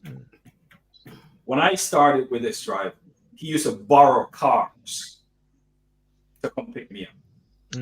Now that driver is buying 3 big buses to bring into Jamaica because he is hustle.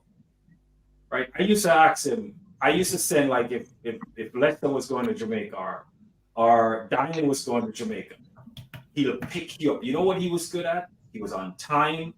Anything you do. And now, guess what? He has a company that has almost 33 buses and cars. Started from nothing. But entrepreneurial. Exactly. He worked his ass off. Right? And I think we need more of that. But the issue I have in Diane is the scammers. Where they're going to the school now. And they're saying to that kid who's 14 years old, I could buy your Mark X. Right? I could give you $1,000 a week. So if you're poor or lack resources and you're in those schools, what are you going to do? You're going to take the $1,000. If you don't have mentors around you, you will take that $1,000 on that Mark X. And that's what we have to guard against, because the scammers know that we're onto them. But they're going into the school system to infect the school system. And when you talk to the principal, they're telling you that's their biggest concern, is because they're seeing that easy money and they're taking it. Lester, thanks for that, O'Neill.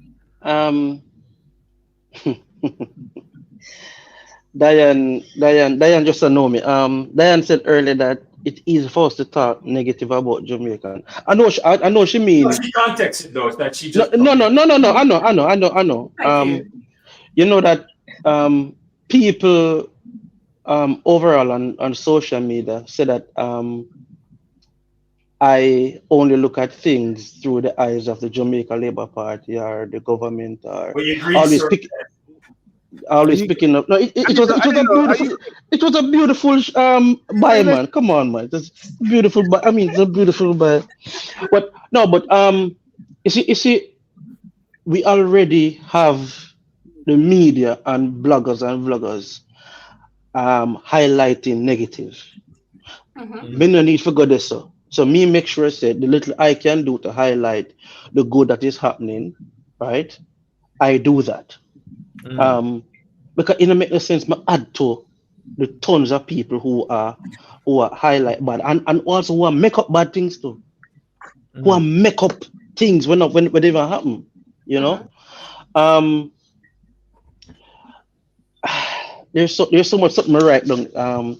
You see, the problem that we face in Jamaica sometimes is greatly highlighted than the actual reality is, right?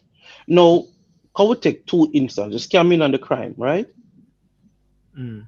Crime is, and I keep saying this here for the last 5-6 years or so, crime in Jamaica is publicized, promoted, and highlighted than any other country in the world. How we see it in terms of the media. More than any other country, more than any other country in the world, right? I agree with you. Bloggers are a big part of it. Those bloggers are a big part of it. Yeah, no, but even the traditional news outlets, yes, right? This is true. I remember we registered something like 4% unemployment. No print media, no electronic media broadcast it, with the exception of Nationwide, right? With the exception of Nationwide. And when you look on the front pages or in the 7 o'clock and 8 o'clock news, it was, the headline was crime, right? Now, you know, the honest thing is, and I know a lot of people, I don't know if Silburn is live on TikTok now also.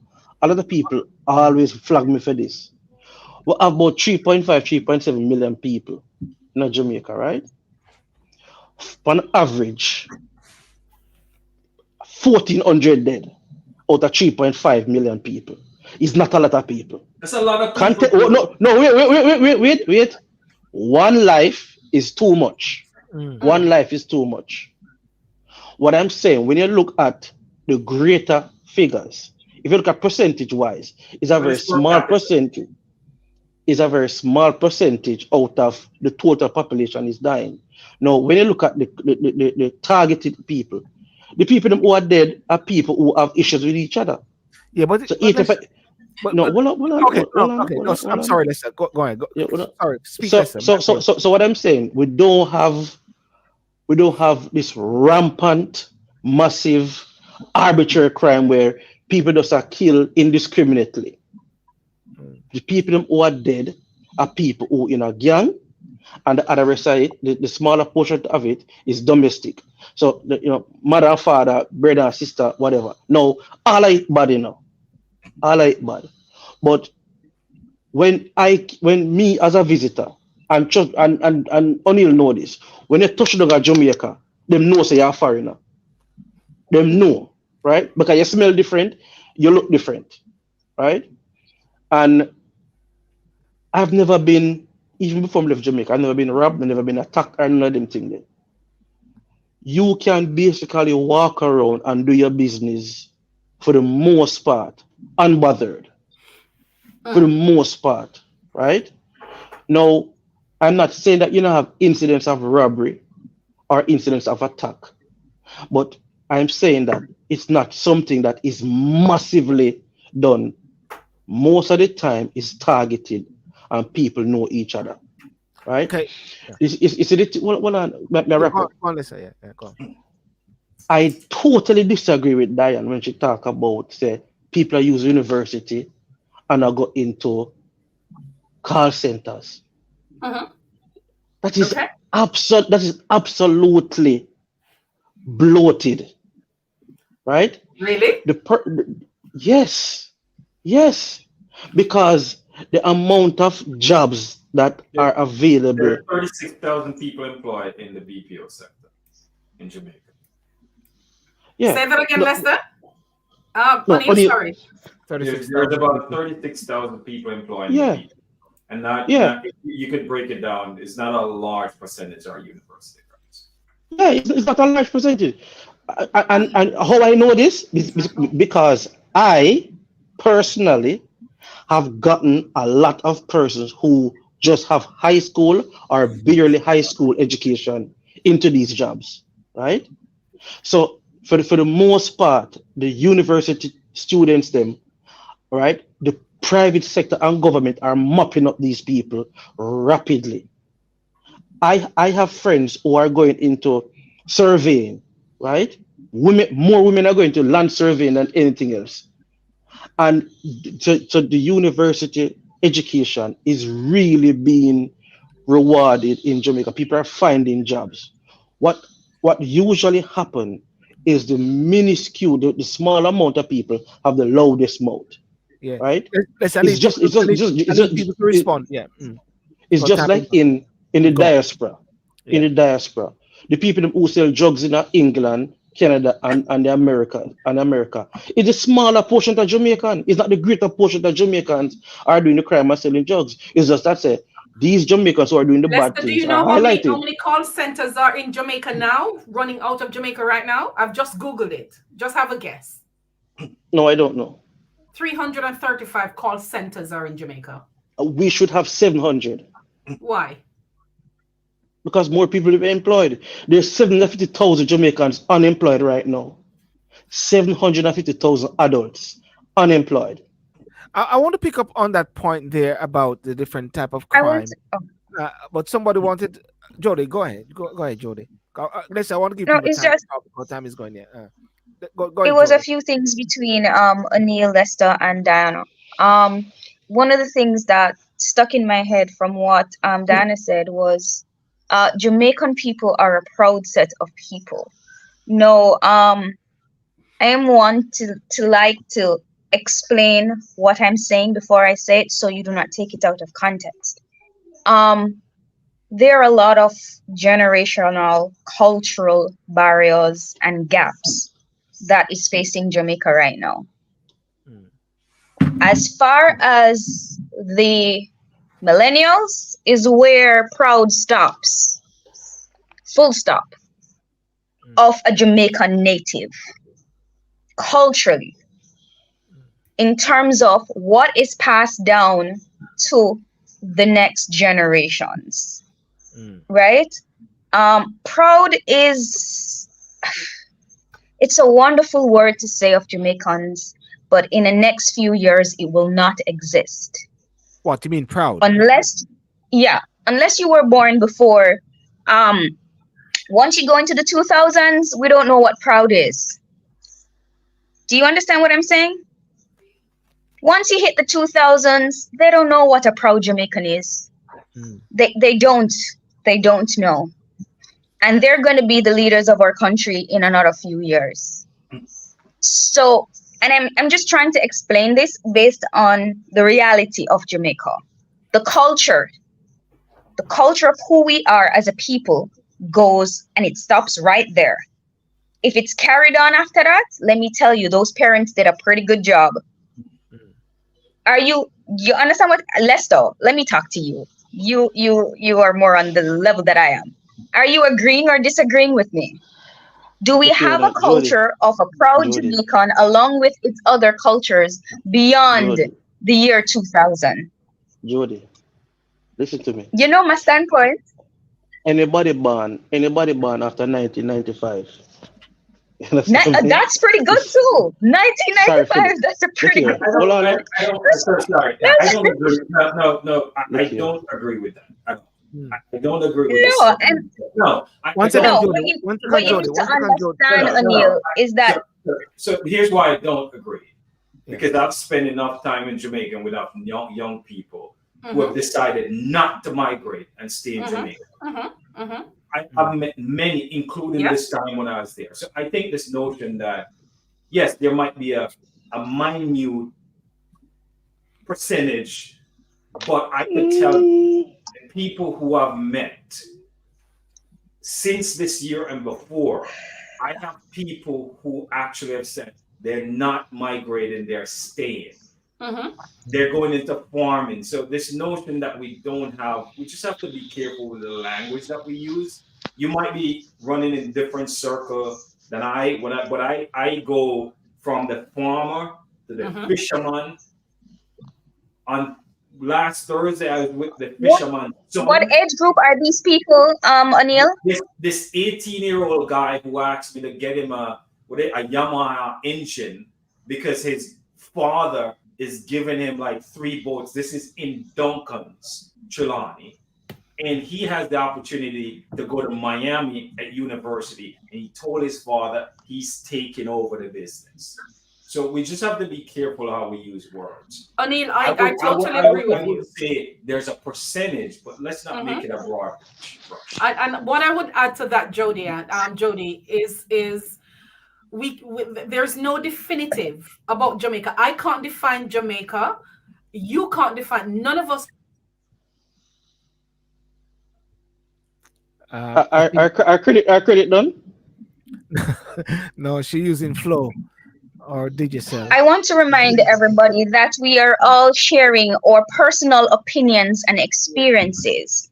So while you might have one experience, O'Neill, I have another experience which is widespread across Jamaica. You're speaking about specific areas and a handful of individuals, right? A handful of individuals. What I heard you say is people born after 2000 are not proud of Jamaica. That's not factually correct. No, I did not say they're not proud to be Jamaicans. I said, and please listen carefully to the words that I'm using. I said the culture and the proud Jamaican, and the standard that we have for a proud Jamaican that was defined by Diana was that we don't look for handouts. That's the terminology and the context that she used. No, that is what I'm referring to. No, so because I have interfaced with hundreds of Jamaican young people. So hold on, Jody, if you had started with that and contextualize it, I would have said, okay. No, I was speaking in context to what Diana said. That's what I said. And I said when we're talking about the cultural I said when we are speaking about the cultural idea of what a proud Jamaican is, the buck stops at the ages that I said it is. Because I am living in Jamaica and I am seeing it. They do not know what you and I, Lester and Diana, and Stillborn, known to be a proud Jamaican. They do not have that culture. If their So, parents yeah, themselves do not have the culture, yeah. which more likely are my age group, how is it that we are going to continue with that moving forward if their parents are not instilling in them that same culture? They do not have it. No, we're Someone, gonna agree to disagree. We're gonna agree. I don't share that yeah. sentiment. I've gone from Portland. So your one We're gonna agree to percenters are disagree. brilliant. We have some one percenters in Jamaica.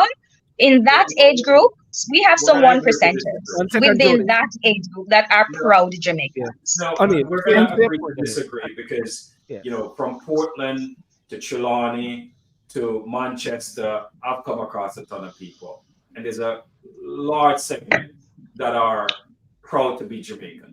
There are others Within culture, the specific age group that I've mentioned. because I have a ton of family members, and I could tell you within that age group that there's someone go foreign, as they say.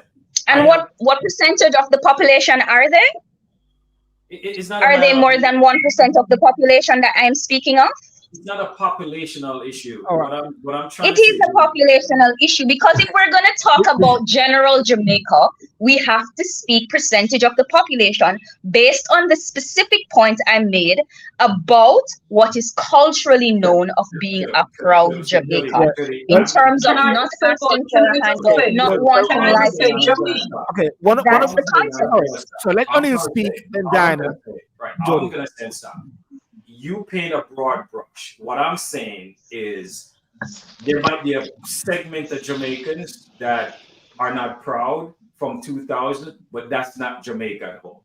You might have your local area within Trelawney, but I think making it a broad brush across Jamaica is not a fair sentiment. That's Okay, fair enough. So the painting the brush is one of the things. Well, someone on TikTok said the society has certainly changed for the worse, and I would strongly agree with that lady. That is a viewpoint.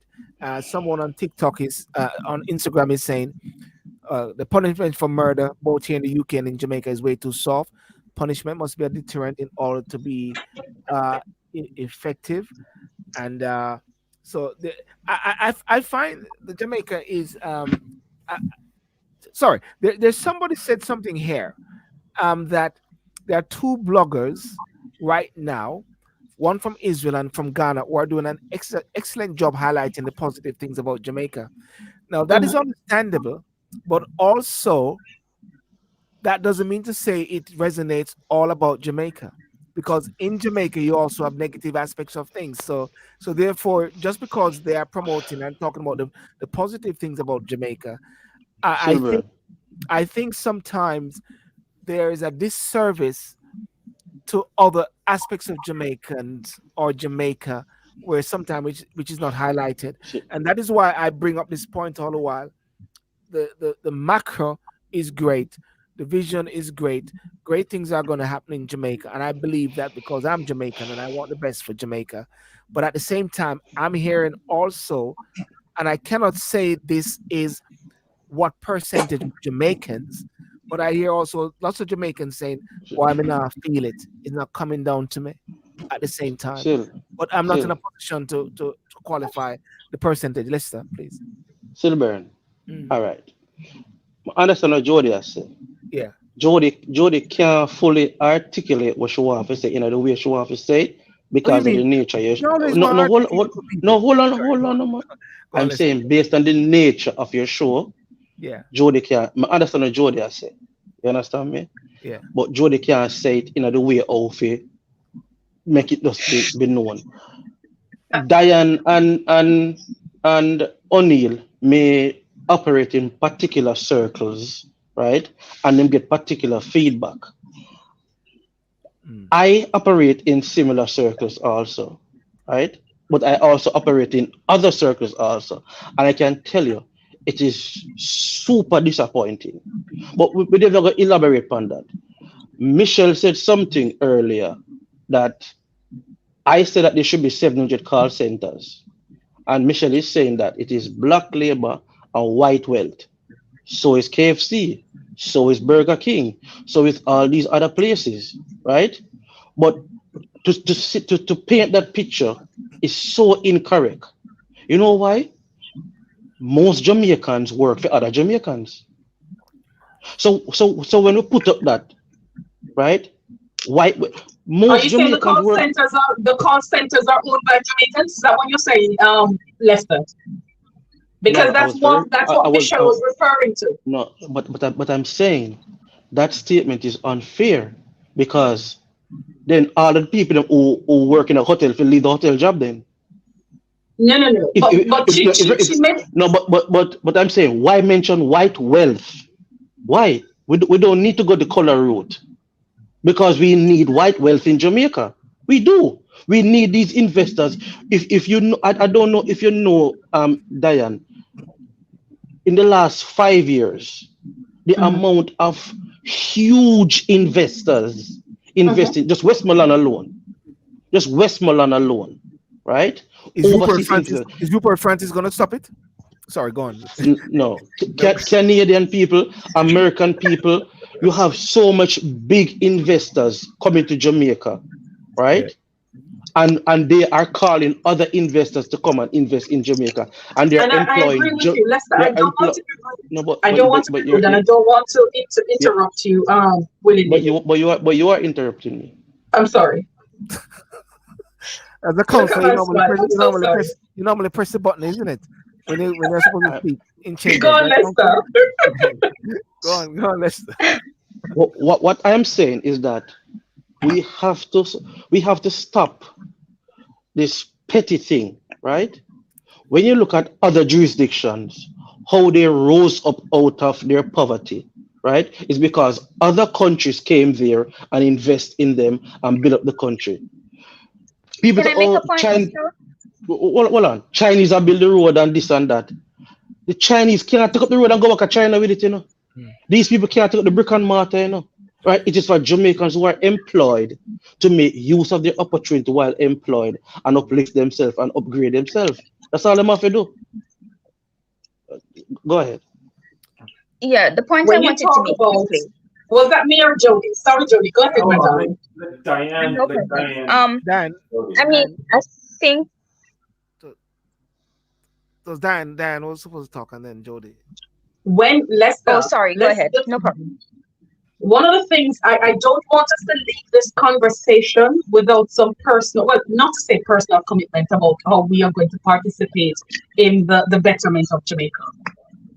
Lester, when you talk about investment and other countries have investment, one of the things we know is that the government in those countries negotiated for their people, the benefit of their people. As I said to you, I am a product. I live in Olympic Gardens. When I get on the plane and I go back home, I go back to Waterhouse Olympic Garden. In that area, there are two great buildings that were constructed: the Olympic Garden Police Station and a kindergarten school on Olympic Way. I know. Those were contracted by the Chinese government. Got that contract. They brought most of the laborers were Chinese men who worked on those construction sites. You had Jamaicans, and they were above our Jamaican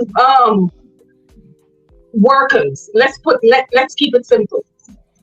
And they were the instructors. Now I know from my position as a counselor in this here United Kingdom, when the government is negotiating any interaction, and even if you go to China, it's the same thing. You cannot come into China, you cannot come into the United Kingdom, and you cannot get the contract to build your roads, bring your workers in, yes, and your workers are supervisors. It is the share of that is the indigenous nation has at least 54% of the, not just the profit, but the workforce.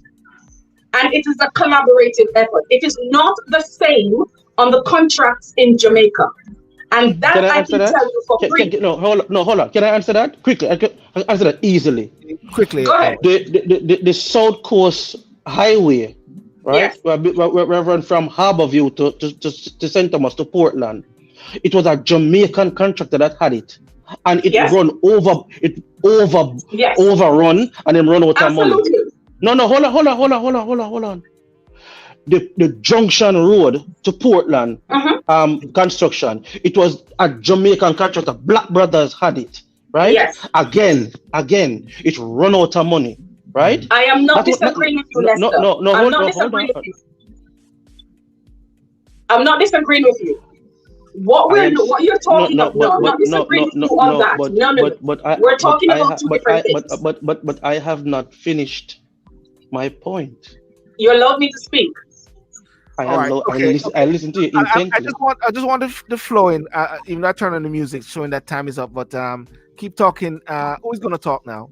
So, Lester, what I am saying is there is a level at which, from a government perspective, these investment that comes into Jamaica has got to be negotiated for the benefit of Jamaica and Jamaicans. So yes, we are all for investment, but when you're talking about investment and the Jamaicans that are in the surrounding areas of these wonderful investments are not benefiting from it, something is wrong. You have a big, wonderful stadium that was built in Tottenham, United Kingdom, here, London, and you have the surrounding areas. You had businesses that benefited from the construction. It was absolutely visible that the wealth is not even to say they became wealthy, but you can see the standard of living. I have a couple friends. I used to live around that area before I moved here. People were involved. They benefited from what happened in their community. It wasn't just an investment here and then people from outside benefited. In Jamaica, Lester, if you can show me this, that in Jamaica, where these wonderful investments that you're talking about, local ordinary Jamaicans are benefiting big time from it. My dear, I will shut up and I will just sit right here and not. I don't want to respond, Lester. I don't want to respond, Lester. Let's go to Jody. Let's be a sledgehammer. What do you call a segue to Jody? Because we won't have time for. Yeah, Jody. All right. So, are we proud that the unemployment rate has decreased? I think we want to all say we are proud, right? So I'm going to agree with Lester on this one where he says that why not more BPOs? I mean, they're going to be extinct in a while with everything AI is doing. But let me just say, it has contributed to the unemployment rate in Jamaica. So we've solved a problem. Why are we upset about solving a problem? You said we have problems, we're trying to fix it. No, even if university students cannot find a job in their chosen field, which quite frankly, if they're going into university, if they haven't gotten the correct counseling and they go do a degree in something where that job does not exist in Jamaica, then they have to find work to pay off their student loan or pay their bills.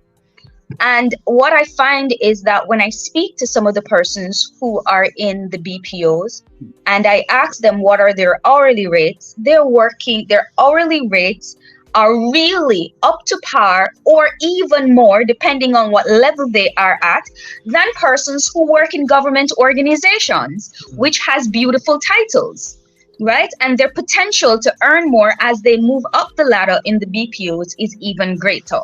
All right. And we're talking about above the minimum wage in Jamaica, far above it, right? Because the average BPO, I think, pays $500 an hour, right? And in Jamaica, that is high compared to what our minimum wage is in Jamaica.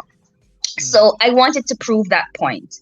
The other thing is when it comes on to skilled workers in Jamaica, they hardly exist.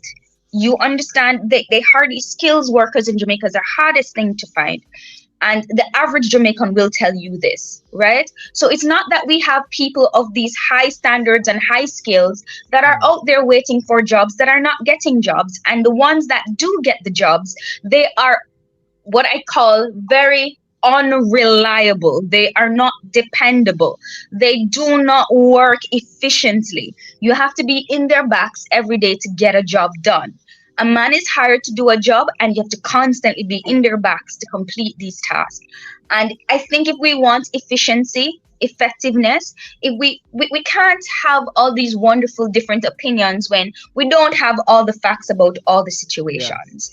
I mean, like, the facts are important, and if we're trying to solve problems, I don't think we should go against the things that we're not helping to solve. That's just my personal opinion. Okay, in wrapping up now, and in talking about 2024, we are seeing the positives about Jamaica. We are seeing whereby there is a BPO. We are seeing different uh, aspects within the society. How, is it the government need to somewhat stimulate, influence, motivate people, show them the vision, 2030 vision also? What's your last word for 2020? So I'm gonna say something. Can you pick up on that point there and close off? Yeah, I'll your say personal my last opinion? word, but when we start throwing things around, we just have to be careful because I'm involved in a lot of areas in Jamaica. Mechanics, Jamaicans can't find mechanics, right? One, because they come here, and I know people who own mechanic shop for trucks and they can't find them. So when we start talking about you can't find skilled worker in Jamaica, we just got to be careful because there's so many buildings going up in Jamaica. If you don't have skilled workers, then who's building those? So I would say we just have to be mindful of what we call facts and just we all live. Yes, you're there underground. I spend a ton of time there. I have a ton of friends who have businesses there in Jamaica, in the trade, both in trade and banking, which I talk to on a weekly basis. And I was just down there. I think I go back to say Jamaica has issues. Yes, they've made a lot of macroeconomic stride this year. There's a reason why they have the highest credit rating, which that will translate in lower borrowing costs, which then translate in more resources. They also have their debt to GDP ratio has gone down significantly, and if it stays on the trajectory, it's projected by 2025 to be 50%. What that means is more resources for every dollar, 50 cents. I don't care who the administration is. You now have 50 cents to invest back into the communities. They have to solve the corruption issue, right? That's the number one thing they have to do. They have to figure out how to control the crime issue. And I do believe 2024 for Jamaica will be a tipping point. I think they're at the end of the road for the massive infrastructure spending that they've gone through over the last 15, 20 years with the of the Mandeville Highway. I do believe that you will see more and more people going back to Jamaica from the UK, from Canada, from the US, because they understand it. When I was in Jamaica in October, I saw more Swedish folks than I've ever seen who have literally closed shop in Sweden and are in Jamaica, open up massage parlors, open up yoga studios, all these different things. So I'm bullish on Jamaica. I think it will take leadership. It will take the private sector playing a huge role. What I would love to see for 2024 is the private sector, the PSOJ, playing a major role in helping provide equity for the great ideas that a lot of Jamaican kids have that needs to be realized. And all they need is a little capital. So I'm going to be leaving an optimistic note that Jamaica culture is one of the best Jamaica flag is one of the most recognized. Recognized. Athletics, rare powers. Our reggae girls was great. Our reggae boys are gonna do excellent. Yeah. And I think the next thing that Jamaica will conquer, we will be the financial capital and the entertainment capital for the Caribbean and Latin America. And I think you'll see that start in 2024. 2024 for it. Thanks for that, Anil. And Diana, you're closing off. Wait, what? You didn't pay the bill again? Oh, for Pete's sake, she stopped paying her bill. It's talking too much. Let's go to Jody, and then Diana will come back.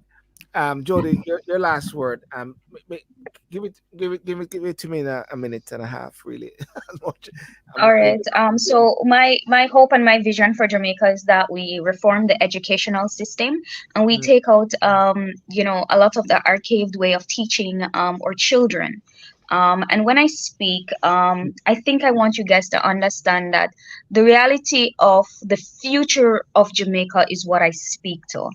And I'm not bashing Jamaica as it is now. As I started off when I said before, we have been steadily, progressively growing as a country. And I've seen this over 4 decades.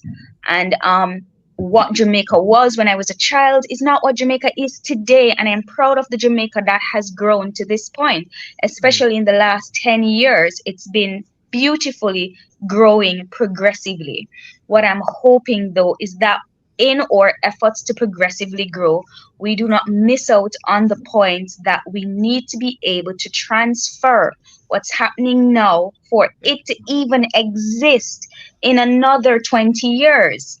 That's all I am saying. Because if we do not know how to transfer this knowledge, transfer this culture, transfer what we're doing now, it's like the rich man who is going to work his entire life to build a wealth, and then he's going to give it to a grandchild who does not. Is that me? Lester, can you hear me? I can hear you. Okay.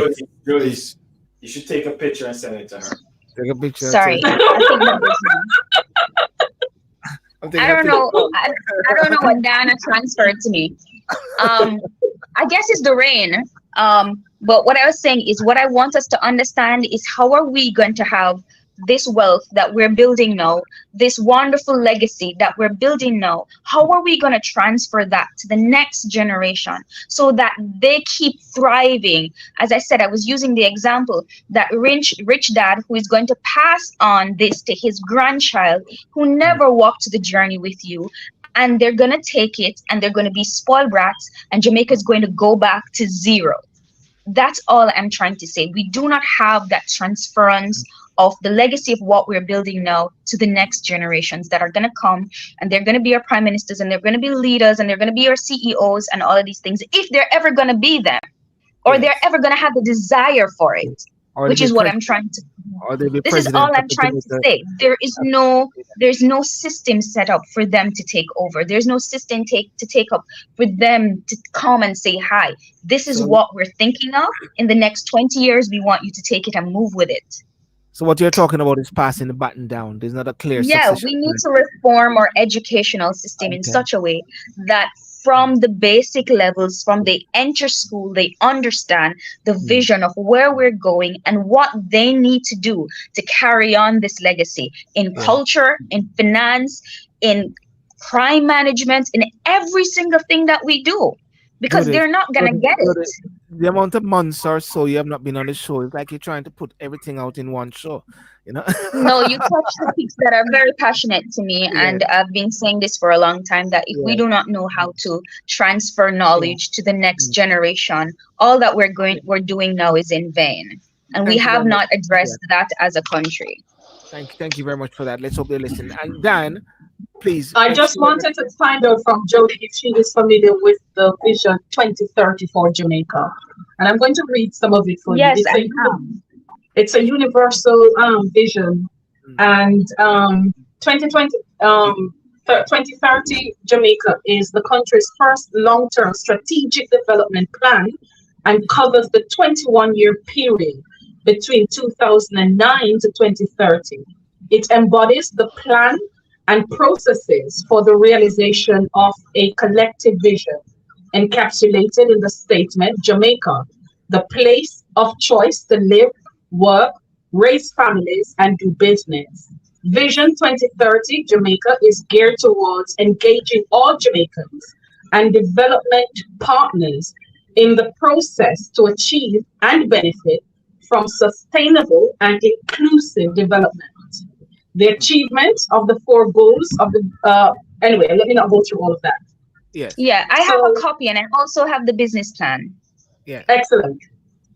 I am a little bit of a romantic when it comes down to Jamaica. Jamaica is not a perfect nation. There is no such thing on this planet. Do we have problems? Yes, we do. Are they insurmountable? No, they're not. Do we have issues that we need to address coming down to from a community level to go into a society, into a government? Yes, we do. Are they solvable? Yes, they are. What does it take? Leadership, vision, and we have used that word when I came on the program after 11, quite a lot, because for me, and I will declare here personally that I am a Christian and I'm not ashamed of that. It says that without vision, the people perish. And when we find it difficult to get other people to buy into the vision that we have, because the 2030 vision is clearly there. It is plain for people to read. There's a business plan. Jody has it. What then is the problem is that we have not gotten the island, and I don't want to say some pockets of people, but we have not had Jamaicans buy into it. All Jamaicans. Some Jamaicans, because of where they are and who they are and how they are aware of it. But just like the constitutional reform, we have big plans, but there is not that buy-in. And this is where we're going to win, when we can make that vision very plain and articulate it and work it in such a way that even ordinary Jamaican man, woman, boy and girl buy into that. We will have to have a rethink of how we represent ourselves. We sometimes come across as an angry people. We don't listen very well, and we talk very quickly. And that, unfortunately, causes us to see things in particular ways. Either I see it this way and it is so, or you see it that way and it is so. But none of us here on this program have a definitive. Our words are not definitive into what Jamaica is, because it is all of what we have said and so much more. And I think as Jamaicans who are very conscious and very passionate about this beautiful island and its people, we are the trumpeters to sound that trumpet and to make that vision, our vision, the vision 2030, the vision that we have for Jamaica, very clear, so that there are buy-in into the communities. Yeah. And Thanks, Dan. just lastly, Silborn, just lastly, Jamaica is making strides and it is making progress. Jamaica can outweigh, and I'm talking about this here United Kingdom, any day, if it has the right resources in terms of the education of the people, in terms of the consciousness of the people, in terms of the industries, in terms of the resilience. All of these things are embodied in Jamaica. And where these things are not being challenged and they're not being fashioned skillfully, you're going to have more of what we call the topical things like scamming and violence. These don't just exist on their own. They are a part of it. They are because of a problem. There's a root cause to it. Yeah. And I honestly believe, like O'Neill, that Jamaica has a bright future. Thank you, thank you, The one thing Dan. I'll say, I'm no trumpeter. Well, somebody You're trumpet. not. I am disappointed in you lot. Okay, let's I will trumpet. I will sound the trumpet. I will sound it. No, I'm actually, when you say Trump in this country, it's a different thing. let's log in. Yeah. Go on, Lester. Yeah, trumpeter. Let's say gonna blow a trumpeter. Yeah. No, Jamaican man no blow. But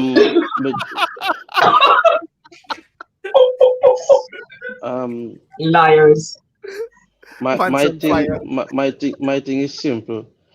I would want for 2025 that when me actually make a point, me can allow for make my point without You being skip interrupted. 24 and go on 25? That's it. So No, we're no, gonna make that last year please 2025. let's not speak without his point being. No, me done. Him done. Him said 2025. What is the point? Him want him get When business. me I make my point, me You allow know, for and make my then I point without interrupt being. him. Dan, you're guilty. Um, let's you have to say something more. Let's. Me done. That's it. You don't normally just finish off like that. That is a bit bland because you know. Okay, all right. Well, Lester guys. went all the way to 2025. I think he started at 2025. Listen, guys. I want to thank you so much for coming on tonight, and we are stepping into 2024, and of course, we're gonna wish each other a happy New Year. Just you all had a good Christmas as well, and it was smashing. But I just want to say there's something that Dan said as well, and it's about Jamaica. And I think everybody has said Jamaica is in this pivotal position where it's going to be greatness, and we can rock anywhere and rock any world, and we stand out as much as possible. But the key thing with Dan said was the education for the 2030 is not cascaded down, just like how the constitutional bit is not cascaded down. Educate the people so the people can run with it. As I say, write the vision down so people can run with it. And my dream and my vision for Jamaica is that the Jamaican people recognize as much as possible their self-worth, to know that they are valuable and that they should not be fearful of being critical, and to be constructively critiquing governments and so like that.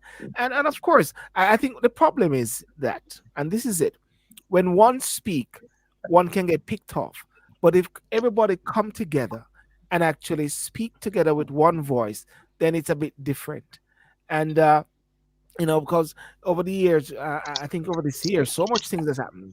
Salaries, the government get the salaries, the signing the code of conduct, that is something else out there. Illicit enrichment, you know. I can't go any further by saying much, except that what I want is somehow that the people of Jamaica is respected to the highest level, and that they're valuable, they're valued as much as possible, and that they can see things cascade down to them than just to a few people. And I believe that a lot of people that come into Jamaica, foreigners, they do have an advantage, and they do get an advantage over the locals, and it is hoped that the locals will somehow gain that advantage as well. So that's my last word, and I wish everybody a happy New Year, and those on TikTok, those on Facebook, those on YouTube. And I didn't want to touch onto the diaspora thing regarding Rupert Francis. I think it is something which has blown a bit out of proportion, and I don't want to give it too much legs to it at the same time, because the strength of the diaspora, I believe, is when there's an effective partnership with Jamaica, and it become very profound. Don't you agree, Dan?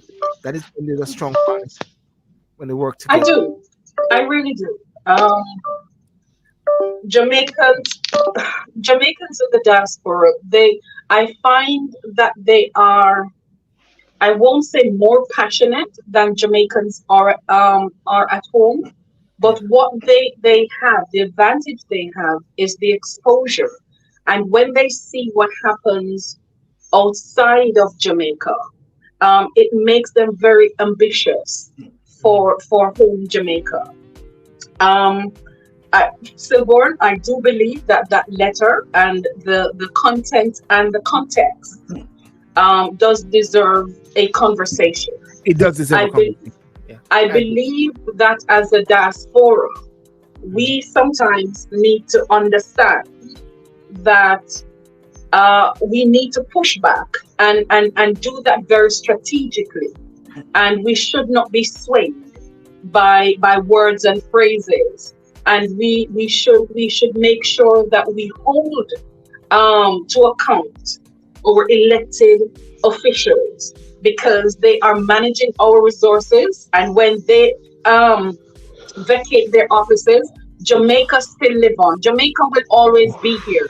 The essence of Jamaica will live on, no matter who is in government, no matter the generation. Jamaica will live on. So yes, Silborn, I do believe that we have to have these difficult conversations. We should not shy away from them. Yes, and it will, and it is positive, even though it may look a bit noisy and boisterous. But I believe it is positive because it has opened up a lot of worms and a lot of discussions and make a lot of people aware of certain things. And I believe the best way is for navigating it, and the best way is for the government to engage with every single member of the diaspora if they have an issue, and not to see it as if they're at their throat. Anyway, I'll leave One that. thing I would say is that yes, the letter is there, but it's sloppy, and I wouldn't put my name on it. I agree that you need the discussion, but the way the letter is written, I think is a sloppy letter, and I wouldn't put my name on it. But I agree with the sentiment of it, but the content of it is sloppy. Yeah. The way about the way Silburn, send it to me here. The letter, yeah. Okay, peace out. Where are you guys going tomorrow night? O'Neill, link me here, O'Neill. Yeah, I'll give you a shot. Lady Star, I'm going to a concert with Lady Star. I mean, Mario. Lady Star? We'll go church. Sorry, no gentlemen. Please, I come. Marion Hall, she's here in Nottingham. Marion Hall. Oh yes, somebody. Yeah, she's in England. Yes, she will be over by one of the Jamaican centers for a concert, for watch night concert. I mean, no, Minister Marion Hall, let's behave yourselves. I don't let's say that. O'Neill. Oh, O'Neill, behave yourself, please. Let's don't mess with Mary. Me do if not say nothing. Where Jody, where Jody there? Jody, Jody, I look up Lady Star. I don't know a Gaza might think there, you know. You're muted. Free Jody, world boss. Oh God. Jody, you're muted. Can't unmute this because they Jody. Anyway, guys. Happy New Year, guys. Yeah. Okay. Happy New Year. Jody, you have muted yourself, Jody. That is this issue. I can't unmute it. They say you mute yourself. Okay, you muted though. You muted yourself. Okay. Diana, great meeting you. And you. Blessings. Bye, Jody. Happy New Year to everyone. Take care, Onion. Happy New Year, guys. Happy New Year. Peace out. Jared. Yeah. Jody, you're muted. Yeah. Well, guys, I want to thank you so much for joining, and for everyone, those on Instagram, those on TikTok, those on Facebook, and those on YouTube. Thank you so much. Veronica Tate, Level, Michelle, happy and prosperous New Year for everyone, and many of those on TikTok as well. I've seen those comments as well. Thank you so much for that. Have a happy New Year 2024. Let it be prosperous, and let it be great, and let it be a blessed one. And I'll see you all in the new year. Thank you so much. Peace out. Bye-bye.